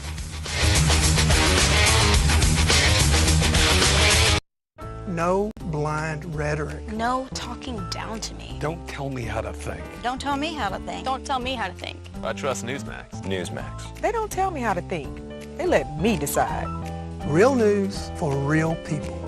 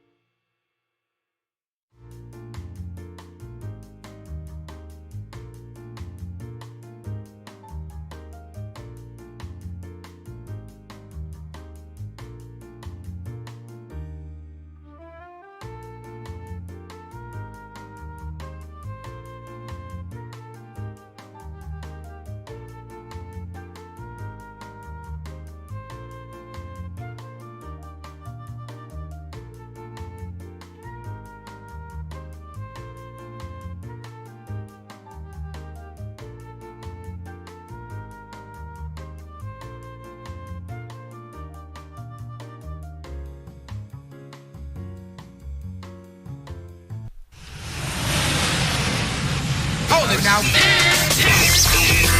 You are about to hear the most interesting, informative, thought-provoking, and funny show in America.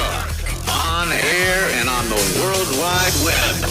This is the Rob Carson Show. This is the Rob Carson Show. We've got a lot of things to get to this hour on the show, including a conversation with Brigitte Gabriel, who we love, national security analyst, New York Times bestselling author, chairwoman for actforamerica.org. There were 42 Muslims elected nationwide, and I have no problem with you being a Muslim. I have a real problem with you being an Islamist, and I think there are a lot of Islamists who are being elected around the country, and there's a reason for it, because they want to spread radical Islam across the country and Sharia law, and guess what? I got a whole lot of hillbillies, homeboys, and Hebrews ain't going to let that happen. So, we will see. But I'm sure she has some opinions, and I actually won't have to talk much. I just turn over the microphone to her, and she'll just go crazy, because that's the way she is. She's pretty amazing that way. So were you affected by the Cloudflare global network yesterday being out? Internet disruptions impacting popular platforms like Elon Musk's X, ChatGPT, and even Down Detector, whatever that. I don't even know what the Down Detector. What is that? I have no idea. I don't use it, but a lot of network outages. I couldn't post on X yesterday morning, but you see, I live in Northern Virginia, and I think the Wi-Fi is from colonial times, because it sucks. It is the slowest I've ever seen in my life. It is worthless. I've got a booster at home, and it's worthless. It is the worst. I don't get it.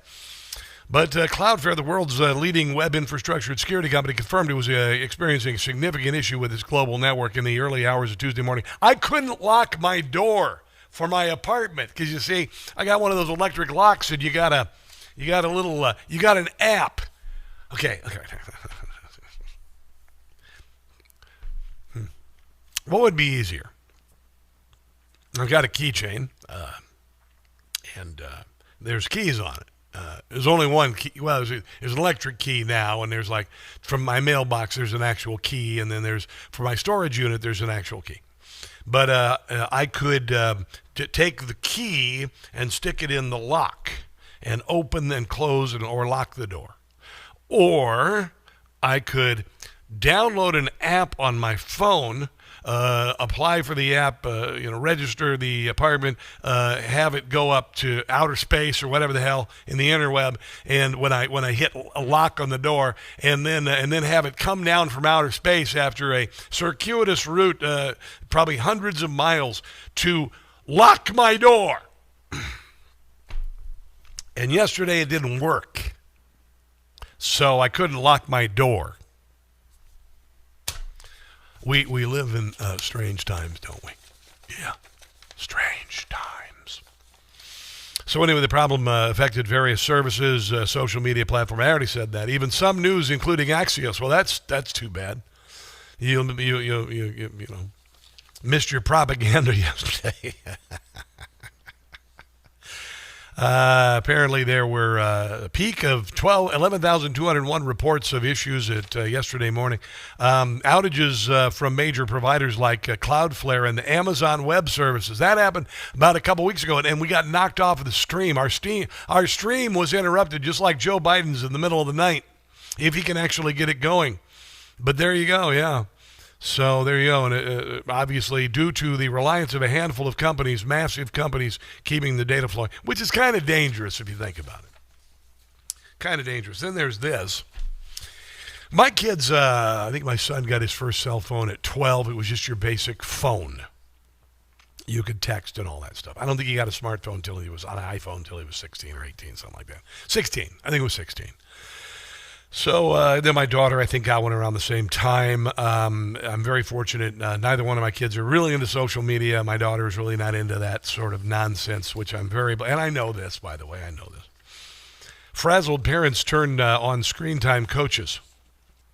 $8,000 detox camps to rein in kids' tech. When parents feel like they've lost control of their children's tech usage, they can call up Daniel Towle. You'll want to throw the towel in when that happens, yeah. Professional screen time coach. Wow. God, we live in a great country where you can be a screen time coach. 36 years old, he said he's found a reality of kids being addicted to these devices is complicated. Many parents are just glued to their devices as their kids, and oversimplified solutions like going cold turkey rarely work. It's fend for yourself time out there. Parents are trying to keep their kids alive, keep them safe, keep them happy. Then you somehow have to know how Instagram and TikTok algorithms work, etc. So what they do is they do this this camp. It's $8,000 camp. It's a detox camp for getting kids off of electronic devices. You know what they used to call this when I was a kid? Camp. 4 weeks, a group of around 36 teenagers live in college dorms, no tech access. Again, we used to just call it camp. The camp costs just under $8,000, $2,000 a week. You can stay at a nice hotel for that. You could be an illegal alien staying in the Rosenbaum Hotel in New York, and it would cost about the same amount. Actually, more for the illegals is $500 a night, so about $10,000 a month. The first week, says the owner, says is rough, but eventually the kids aged 13 to 18 adjust to the schedules and relearn how to spend time offline and go out to the, are you ready for this? The outdoors, where there are trees that exist beyond Minecraft, and you can actually build stuff without Minecraft. It's weird, although I don't think Minecraft is that bad. About a quarter of kids under 12 have a smartphone. 86% of parents say they have rules around device uses. Most say they are only able to stick with to them most of the time or sometimes. Yeah, it's a little hard, right? My son was 11 years old. I remember this. He had a video game console. I let him have video games, whatever. And, he plays video games. He's a damn good video game player. He was 11 years old, and I noticed his grades were slipping a little. So I took him to school, and I when he got home, his video game console and all of his games were gone. All of them were gone. And I said, hey, buddy, let's have a seat here. I said, hey, guess what? I said, you get your grades up, you get A's, a minimum of A's and B's. Mostly, I'd like to see more A's. But if you don't do that by the next report card, some needy kid is going to get the best damn game console and game collection they could have ever dreamed of. Yeah. And there was no temper tantrum. There was nothing like that. The next report card, it was all A's, baby. It was all A's, baby. So there you go. Little tech update. Oh, here, listen to this. You know that? Remember that bridge collapse in Balmer?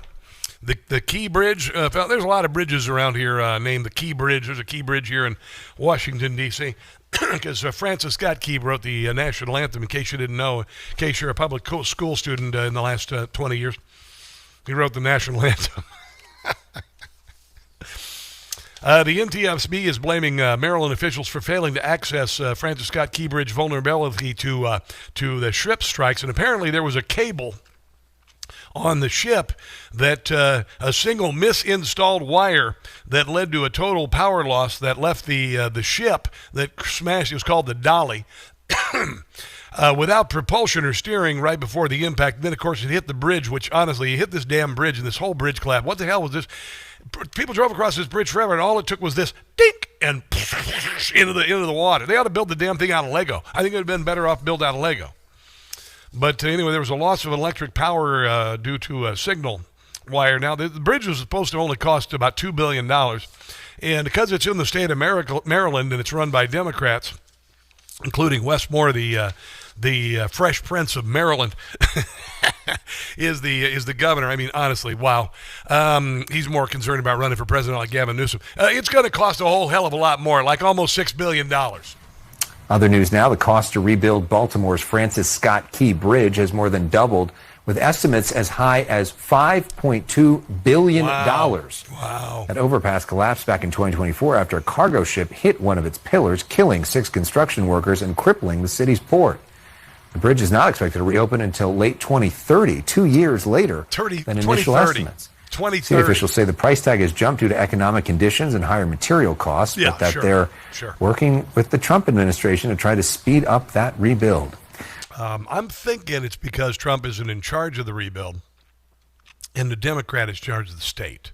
That's what I'm thinking. I mean, how freaking ridiculous. Bridge gets knocked down. They say it's going to cost $2 billion. Now it's going to cost $6. It's going to cost $10. It might even cost more than that. You got a Democrat in charge. You got the Maryland General Asylum in charge. It's going to cost much more than that. I mean, for God's sake, the high-speed rail in California is only supposed to cost $30 billion, and it was supposed to be done in 2020. It's right now at $126, $130 billion, and they haven't laid a single piece of track. Honestly. Unbelievable. I'm glad I don't live in Maryland. I'll just tell you that. Let's take a break and come back. This is the Rob Carson Show.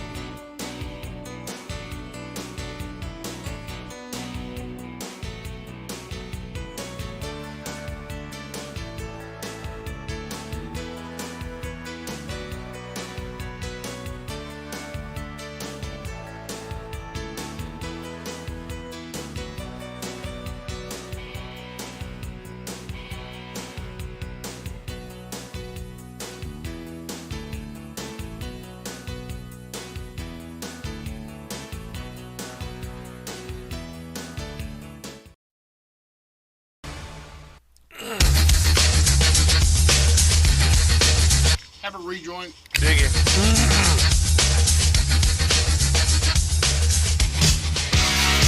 Donald Trump's election.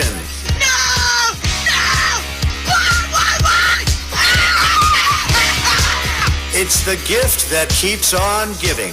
It's the Rob Carson Show. It is the Rob Carson Show again. Brigitte Gabriel going to join us at the bottom of the hour, and then I'm going to talk about Bill Maher. Bill Maher is a completely changed human being.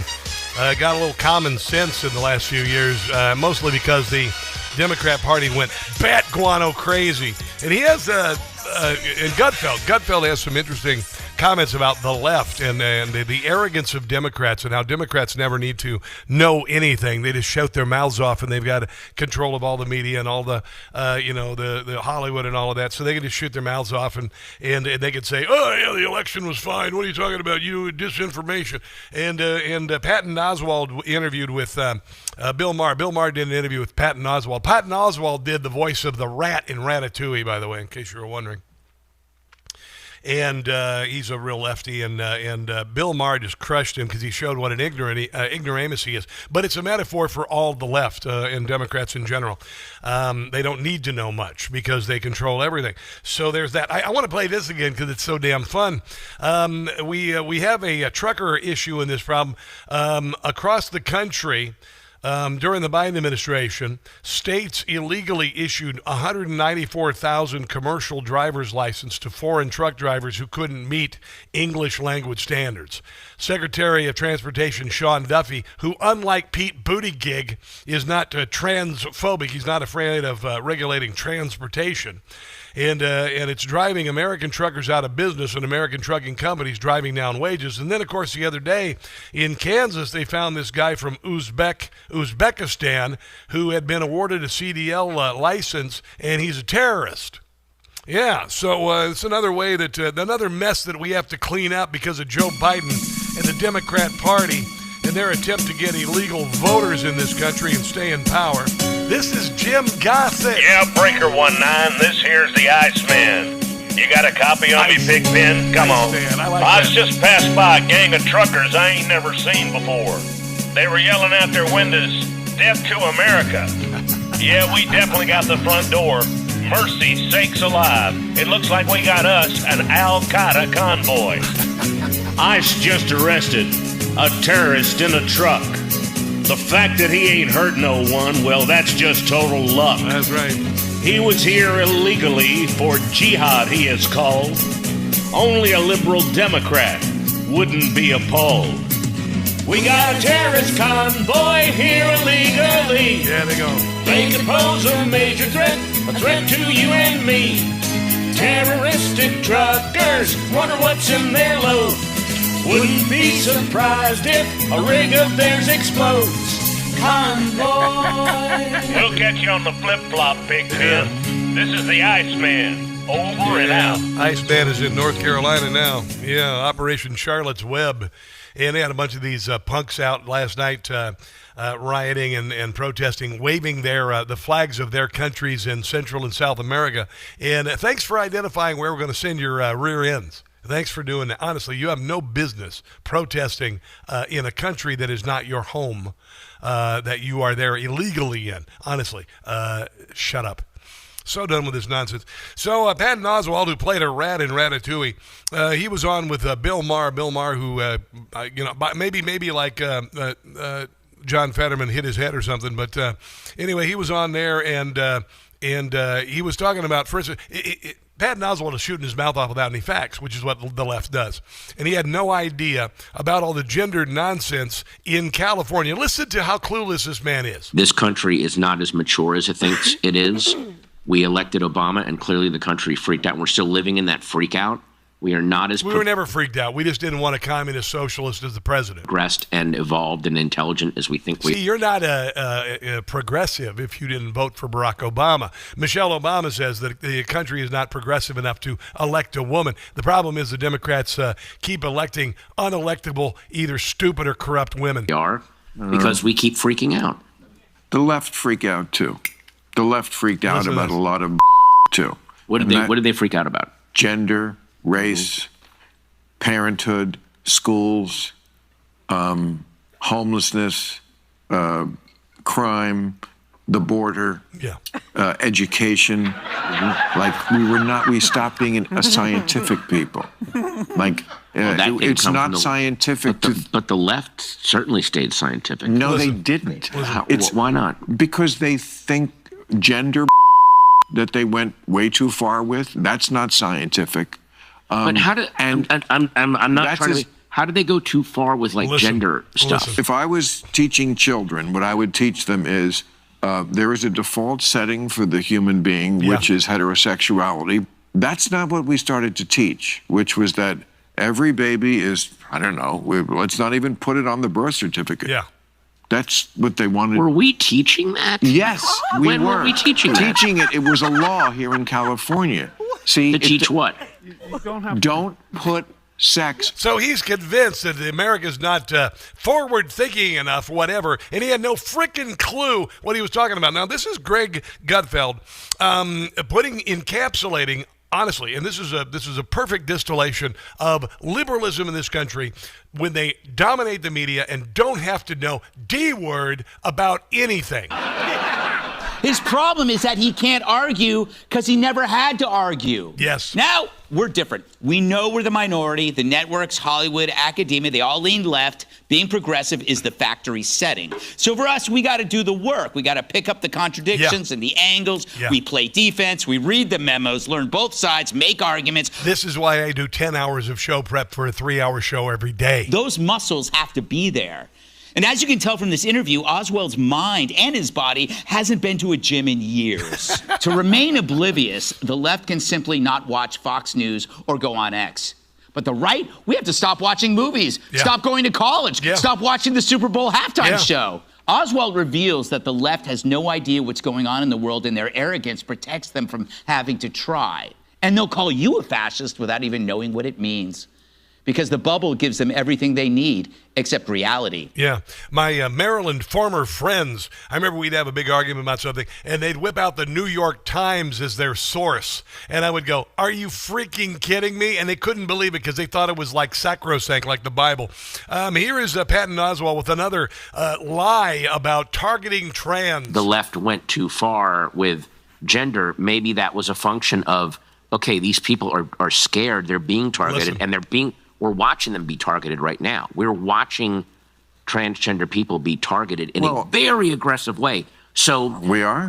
Where? Oh, my God. Where are they being targeted? I mean, like everybody is being targeted to a degree. They were never targeted. If they were, you'd be reading about them. The crime reports in the paper every day. It was always a lie. Closing thoughts from Greg Gutfeld. Because Patton's bubble doesn't have arguments. There's nothing to read. There's no need to track. Yes. Today's left orbits in their own messaging universe, disconnected from anything that might challenge them. Yes. And since the left owns the culture, they have no problem finding affirmation. In fact, that's all they find. Yes. They have platitudes, follow the science, no human is illegal, trans women are women. But if someone says something you don't like, it's okay to shoot him in the head. Patton's happy to bathe in his bubble and, like a human virus, spreading stupidity to anyone who's susceptible. But when he's slightly confronted, you can see his face melt like a fun-sized Snickers left on a car seat during a heat wave. Yeah, that's it in a nutshell, by the way. That's what we deal with every day. But guess what? That house of cards is collapsing when Bill Maher challenges people like this. Let's take a break and come back with Brigitte Gabriel on the other side of the break. Don't go anywhere.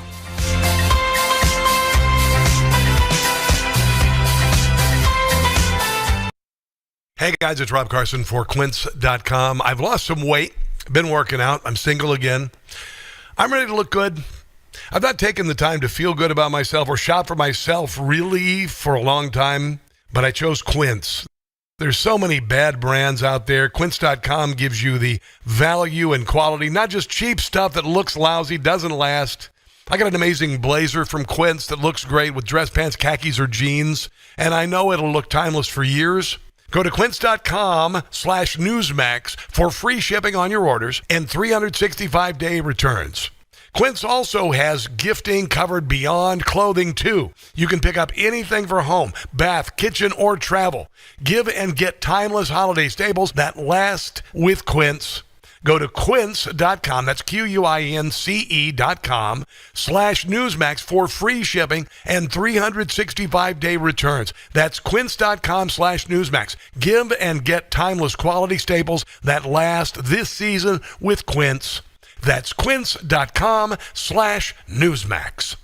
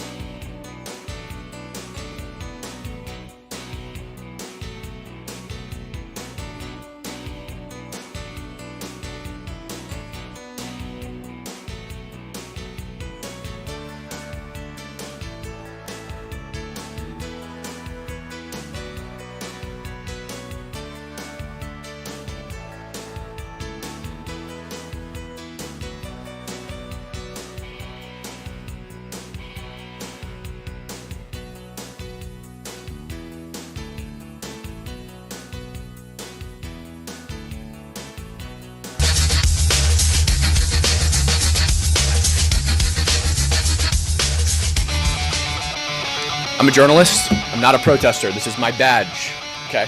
Today on the streets of Dearborn, I was pepper sprayed, maced by protesters because I asked them simply why they were harassing and touching another individual who had stated repeatedly that he was only on their side of the street to talk to them and have a dialogue. My phone was smashed. You can see the broken camera right there. They stole $50 out of my pocket and they stole my microphone receiver. I went and I told one of your officers, badge number 3668, that this had happened. He told me there was nothing that could be done about it unless I went to the station. I told him, I can't go to the station. I'm working. I'm doing my job. He said, I'm working too.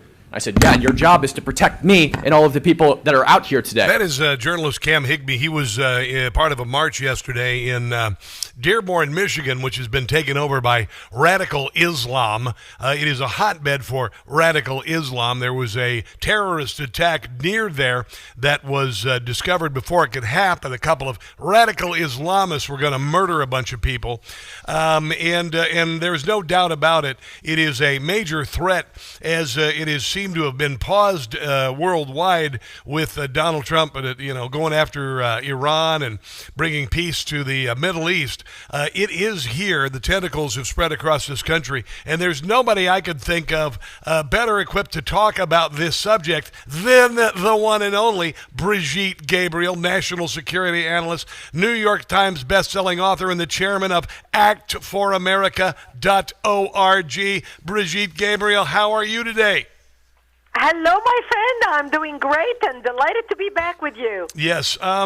So let's talk about 42 Muslims elected to offices a couple of Tuesdays ago. This number's been popping up. Obviously, Zohran Mamdani, number one. And by the way, Brigitte, I said that the reason why radical imams could glad hand someone who professes to be so LGBTQ friendly is if they know he doesn't mean it, and he's using young idiots to elect him, and he is first in Islamist and second to socialist. Your thoughts? Well, look, jihadists come in different outfits. Some wear a turban like Osama bin Laden, and some wear Armani suits like Zohran Mamdani. Americans, the lefty side of America, whom I call the useful idiots, are voting for people just because of their smile or their personality or the free buses or the free child care, without having any knowledge or any examination whether or not this is even possible to have the free buses and the free child care. And then to top it off, Rob, they do not understand anything about history, the Muslim Brotherhood project from North America, because discussing the subject of terrorists who attacked America on 9/11 was basically crushed by Obama the minute Obama came into office. And throughout the Obama years, and then later, we saw that President Trump defeated ISIS, and then comes Biden. So all these young idiots who are electing now all these Islamists running for office do not even recall 9/11, have not heard much about the Muslim Brotherhood, have not heard much about radicalism and Islamic terrorism. And so they're voting for these people, putting them in office. And that's why our job, your job, my job, and those of us who have a platform to speak up and educate and mobilize have a duty and a responsibility right now to share with people why we need to be concerned and what is the Muslim Brotherhood project, what their intent is, and why need to be mobilized as if our life depends on it. Yes. Now, Brigitte Gabriel, Texas Governor Greg Abbott designated the Muslim Brotherhood and CAIR, the Council on American Islamic Relations, as foreign terrorist organizations. Now, I remember years ago when I was just starting to do talk radio in Baltimore, the local CAIR chapter would write me and say, we're not terrorists, we're not this, and they would hint at some sort of legal action, I guess. But there is no doubt that CAIR is down with radical Islam, and they've even moved further in that direction in the last few years. What are your thoughts on CAIR and the Muslim Brotherhood and what Greg Abbott is doing? Well, good for Greg Abbott. It's about time. Texas has been a very tough state because it's very friendly to the Islamists because they did not wake up and realize what's going on. They say, overnight success takes 20 years. Yes. Texans have been asleep. Yes. What most people don't realize is that Texas led the nation in introducing Sharia court in the United States. Texas was the first state to introduce and allow Sharia court in 1991, 10 years prior to September 11th, to be introduced and operate in the United States.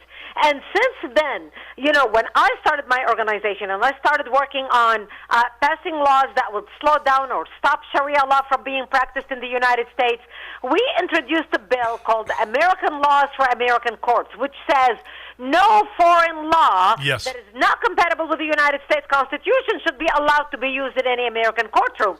Because by that, we figured, okay, they cannot use Sharia law. Do you know it took us 7 years to pass it in Texas? We introduced it in 2010.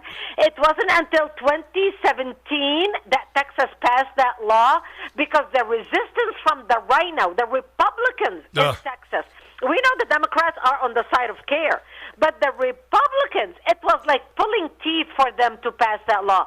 And look at where Texas is today. And this is why we need to understand why we need to be engaged. And I encourage people, if you need to know what you can do in your community and how you can stop CAIR's agenda, the Council on American Islamic Relations, go to our website, actforamerica.org right now. actforamerica.org. Click on Join Us. Start a chapter in your community. Sign up and volunteer. Sign up to receive our action alerts because Greg Abbott basically used our research to designate CAIR and the Muslim Brotherhood as terrorist organizations. Now, the interesting thing, and George Bush is obviously a Texan. I remember that after 9/11, the reaction from him was not, let's kick their butts. It was, we need to understand why they hate us. And I always said that was ridiculous. And then immediately afterwards, we heard they will take 20 years if it needs to spread the tentacles of Islam. They had a ground zero mosque. It took almost no time whatsoever. And here we are 25 years later, and it is here. It is on our shores. It has arrived. You mentioned the 42 offices where Islamists or people who practice Islam, they're Islamists, right? The ones who are running for office, they are Islamic, like in the Somali community in Minneapolis. Exactly. I mean, look, 76 candidates ran for office nationwide. 42 have been declared winners, and there are 3 races now still pending recounts or certification. So while everybody, Rob, was focused on New York and Mamdani, the others were running for office backed by terror-linked CAIR, and they seized offices across America, proving that the Muslim Brotherhood's plan to infiltrate and destroy America from within is now a reality. Yes. The newly elected officials, by the way, span at least 9 states: New York, Virginia, Michigan, New Jersey, Maryland, Washington, Ohio, Pennsylvania, and North Carolina. Yep. The list includes 6 mayors. So not only they won, Mamdani won the mayor of New York, they had 6 mayors elected, 4 state legislatures, 20 city councils and commissioners, 6 school board members, 2 judges, and 3 other political positions. And so this is unbelievable. You've heard me talk, you and I have talked many times, Rob, on the air about the Muslim Brotherhood documents and, discussed it in details. They told us their plans, and now we're watching it unfold in real time. Now, Brigitte, by the way, they wrote the plan in 1991. We are now 34 years into it. I know. And look what they're doing. Okay, now, can you hold on for the next break, Brigitte Gabriel? I know you're very busy. Sure. I want to talk about CAIR cutting $1,000 checks to anti-Israel agitators on America's college campuses. So they're as thick as thieves with this anti-Semitism on America's campuses, terrorizing Jewish students like Kristallnacht. Let's take a break and come back. This is the Rob Carson Show.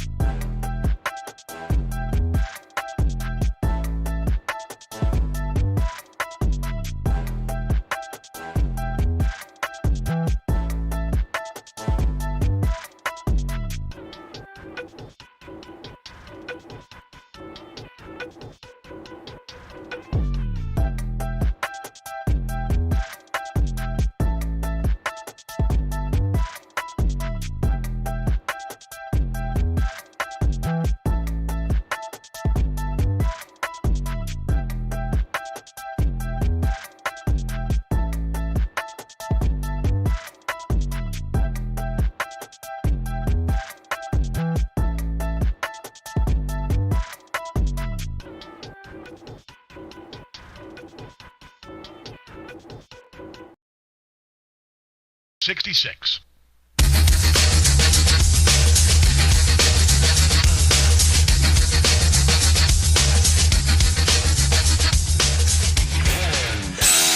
I know it's very different, but the assassination of Charlie Kirk caused massive interest in TPUSA, massive amounts of chapters, 100,000 new inquiries. I'm hoping that what happened Tuesday a couple weeks ago with the election of 42 Islamists around the country and the election of Zohran Mamdani, which I said was about Islam. It wasn't about socialism. He just used socialists to get into office. I'm hoping it might cause an increase in the number of people interested in actforamerica.org. Brigitte Gabriel has been in charge of that organization, and she is a warrior, by the way, against radical Islam, and has been a victim of it too, by the way, and she's on the Newsmax Hotline. Brigitte, there's a headline: Muslim group CAIR cutting $1,000 checks for anti-Israel agitators who have been disciplined. So some of these anti-Israel terrorists on campuses like Columbia who have terrified Jewish students, some of them have been arrested and whatnot.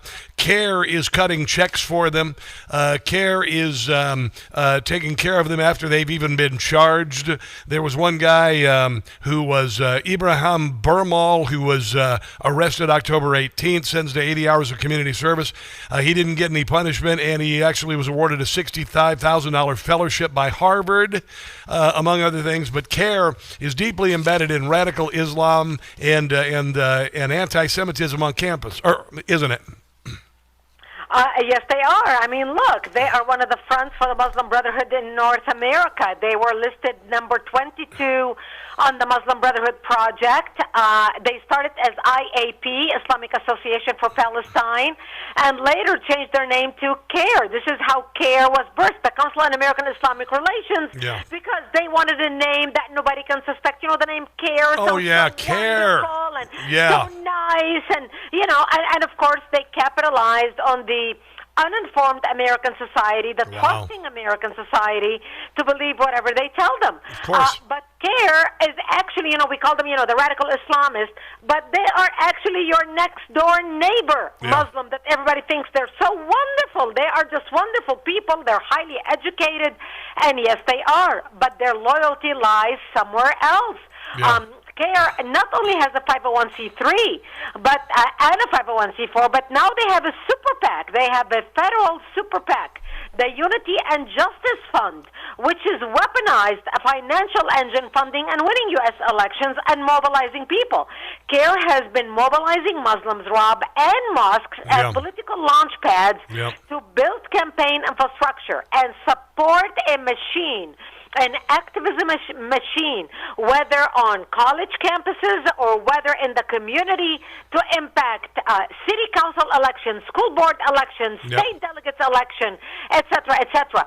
And this is exactly why we want people to be involved. See, Turning Point chapters are focused on high schools and colleges, and our chapters are the adult version of Turning Point, and we focus on anything from 25, 30 years old and all the way up to 55. Those people who occupy the city council position, the mayoral positions. Because remember, it's the mayors that tell the police to stand down. It's the city council that votes to defund the police. It's the state delegates who decide what machines are used in your state for voting or different laws in your state. It's the, you know, and these are the people. In places like New York, there are Muslim squads. They are not officially police, but they are policing neighborhoods, attempting to cite people for not obeying Sharia law. This is how it. This is how it creeps in. It's ridiculous. Let me ask you this about the Saudi prince visit to Washington D.C. And him saying yesterday that he wants peace between the quote-unquote Palestinians and the Israelis. You've got 7 states, Arab states, that have come together in the Abraham Accords. The international terrorism, we haven't heard as much these days. Do you suppose Donald Trump is making headway internationally against radical Islam? They are very different. The reason why he is working with the Saudis right now is because he knows that Bin Salman, the crown prince, wants to move Saudi Arabia into the modern age, into the new century, and that's exactly why he launched Project 2030. As a matter of fact, I have one of my friends who's actually on the board of his Project 2030, and she's a lesbian Jew. Wow! So this is how open-minded he is. Oh yeah. And she flies to Saudi Arabia back and forth. She sits on his board. Wow. He recruited her when she was in New York. He is really wanting to modernize the kingdom. Good. He was able to make women drive, give them the ability to drive. I know, we take it for granted. I know. I cannot believe we're discussing, women being able to drive. Yes. But that's the world that they live in, Rob. It's very different than our world. So what President Trump is looking at with the Crown Prince is he's looking for the next 40 years of leadership in Saudi Arabia. Remember, in those countries, they don't change election every 4 years. No. You either elect a totally lefty like Biden or you go totally to the other side like Trump. Over there, for the next 40 years, he is going to lead the nation. Yeah. And so that's almost 40, 50 years, that's almost half a century. Yes. And I know that President Trump, probably before he leaves office, will probably finalize the deal between Saudi Arabia and Israel and normalize relations. All right. And here's why I say this. There's no way he would have agreed to give the Saudis the F-35 without knowing that before he leaves the office, there's already a deal behind the scene that's already been agreed upon that this is going to happen within the next 3 years. All right, Brigitte, negotiations and peace. We've got to go. But when you're in D.C., I want to have you in the studio for a couple of hours so I can just sit back and let you talk. Thank you, my friend. I'd love to be with you. You are the best. You are the best. Actforamerica.org. Actforamerica.org. Again, Brigitte, if I don't talk to you before Thanksgiving, God bless you and yours, and God bless you personally for all you do, okay? Thank you so much, my friend. You as well, and happy Thanksgiving to our listeners. All right, let's take a break and come back. This is the Rob Carson Show.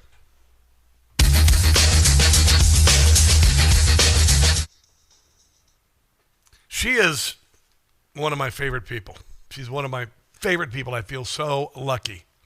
Feel so lucky to know her and be recognized by her. And it's weird. I've been doing this for 5 years, and I've got friends who I've had for 5 years. It's kind of crazy. Kind of crazy. Let's see here who we got watching on the YouTube-aloo. Adrian John is watching. Blockbuster 2K, what up? How are you? America Marcy, damn, you are busy. Oh, Triple I Cubed loves Convoy. Wasn't that good? Wasn't that a great version of Convoy? Oh, my God. It was, Jim Gossett is a national treasure. We're going to start doing the Christmas songs. We're going to get into the Christmas songs here pretty quick. So that's going to, and obviously Christmas songs, everybody knows Christmas songs. So we've got a million Christmas songs, a lot of possibilities. They're the easiest to write satire around. So, and anybody who's worth their salt is a political satirist or otherwise knows that. Trying to get down to the YouTube or to the Facebook page. I've been so bloody busy, I haven't been able to get down to Facebook much today. But there we are. Let's see who's watching on the Facebook. I apologize. I'm already got out of my break and my web is being slow. Oh, hi, Vicky Stevens. Hello, Jellyfish Hunter. Good to see you, as always, watching Pranay Yuprachat. Thanks for joining me today, as always. I hope you've enjoyed the show. Pat Carr, you on Rumble as well. Good to see you as well. Good to see you as well, all of you crazy people. Let's wrap this show up, shall we? I think we shall. $0.3 million in taxes. Not Hunter. John Hannity, weekdays 3 to 6 on Talk Radio 680 WCBM. Get in 3 minutes. Okay.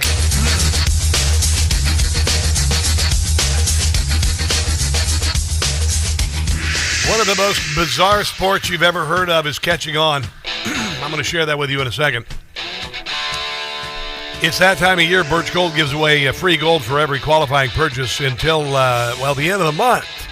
The 30th, when you put your invested a tax-sheltered IRA or 401k in gold, which, by the way, is about $4,100 an ounce now, started off the year at $2,600. For every $20,000 invested, Birch Gold's going to send you free gold. So that's the trigger point, $20,000. And you know in an IRA or 401k, $20K doesn't last you very long. So you better get growing on that IRA or 401k. Global uncertainty helps to make gold go up. Also, the central banks are buying the crap out of it. It has gone up dramatically, and it's going to continue its upward trajectory. It's already, it was 4,200 last week, went down to $4,000. Then it kind of idled there for a day. Now it's 41. So I would suggest you text my name now to 989898 to claim your eligibility to get a free info kit on gold. No obligación, only información. And free gold with your purchase until November the 30th. So Birch Gold, and, text my name Rob to 989898. That's Rob to 989898. So the new sport is chess boxing. All right, chess boxing. Here's 60 Minutes talking about it. Fighters from 18 countries are here trying to knock each other's heads off. There's the bell. But wait, now the fighters strip off their gloves and sit down. Listen. It's chess time. Competitors have 3 minutes to vanquish their enemy on the board. If they don't, it's back to the slugfest for 3 more minutes. It's gloves on, gloves off, until checkmate, knockout, or judge's decision. You know, I kind of like this because you're getting the snot kicked out of you. Then you got to go over and see if your brain is still working. And then you got to, you got to go back in the boxing ring. And I know this sounds kind of goofy, but it's kind of crazy. The sport is popular in Russia, but apparently USA coach Matt Thomas says that it's working. And by the way, a professional chess player from Michigan, James Canty, recently won the super heavyweight final to become the new superweight heavyweight chess boxing champion of the world. Chess boxing. Why the hell not? I think it's fantastic. I mean, it makes chess almost interesting, almost. At least when they're playing chess, you can go to the bathroom. I got to get out of here. Have a glorious day. God bless you. God bless America's founded. Donald Trump as he makes America greater again. And until tomorrow, which is Thursday, do not catch the stupid. I'll see you then. Information. Truth is freedom. Is Newsmax.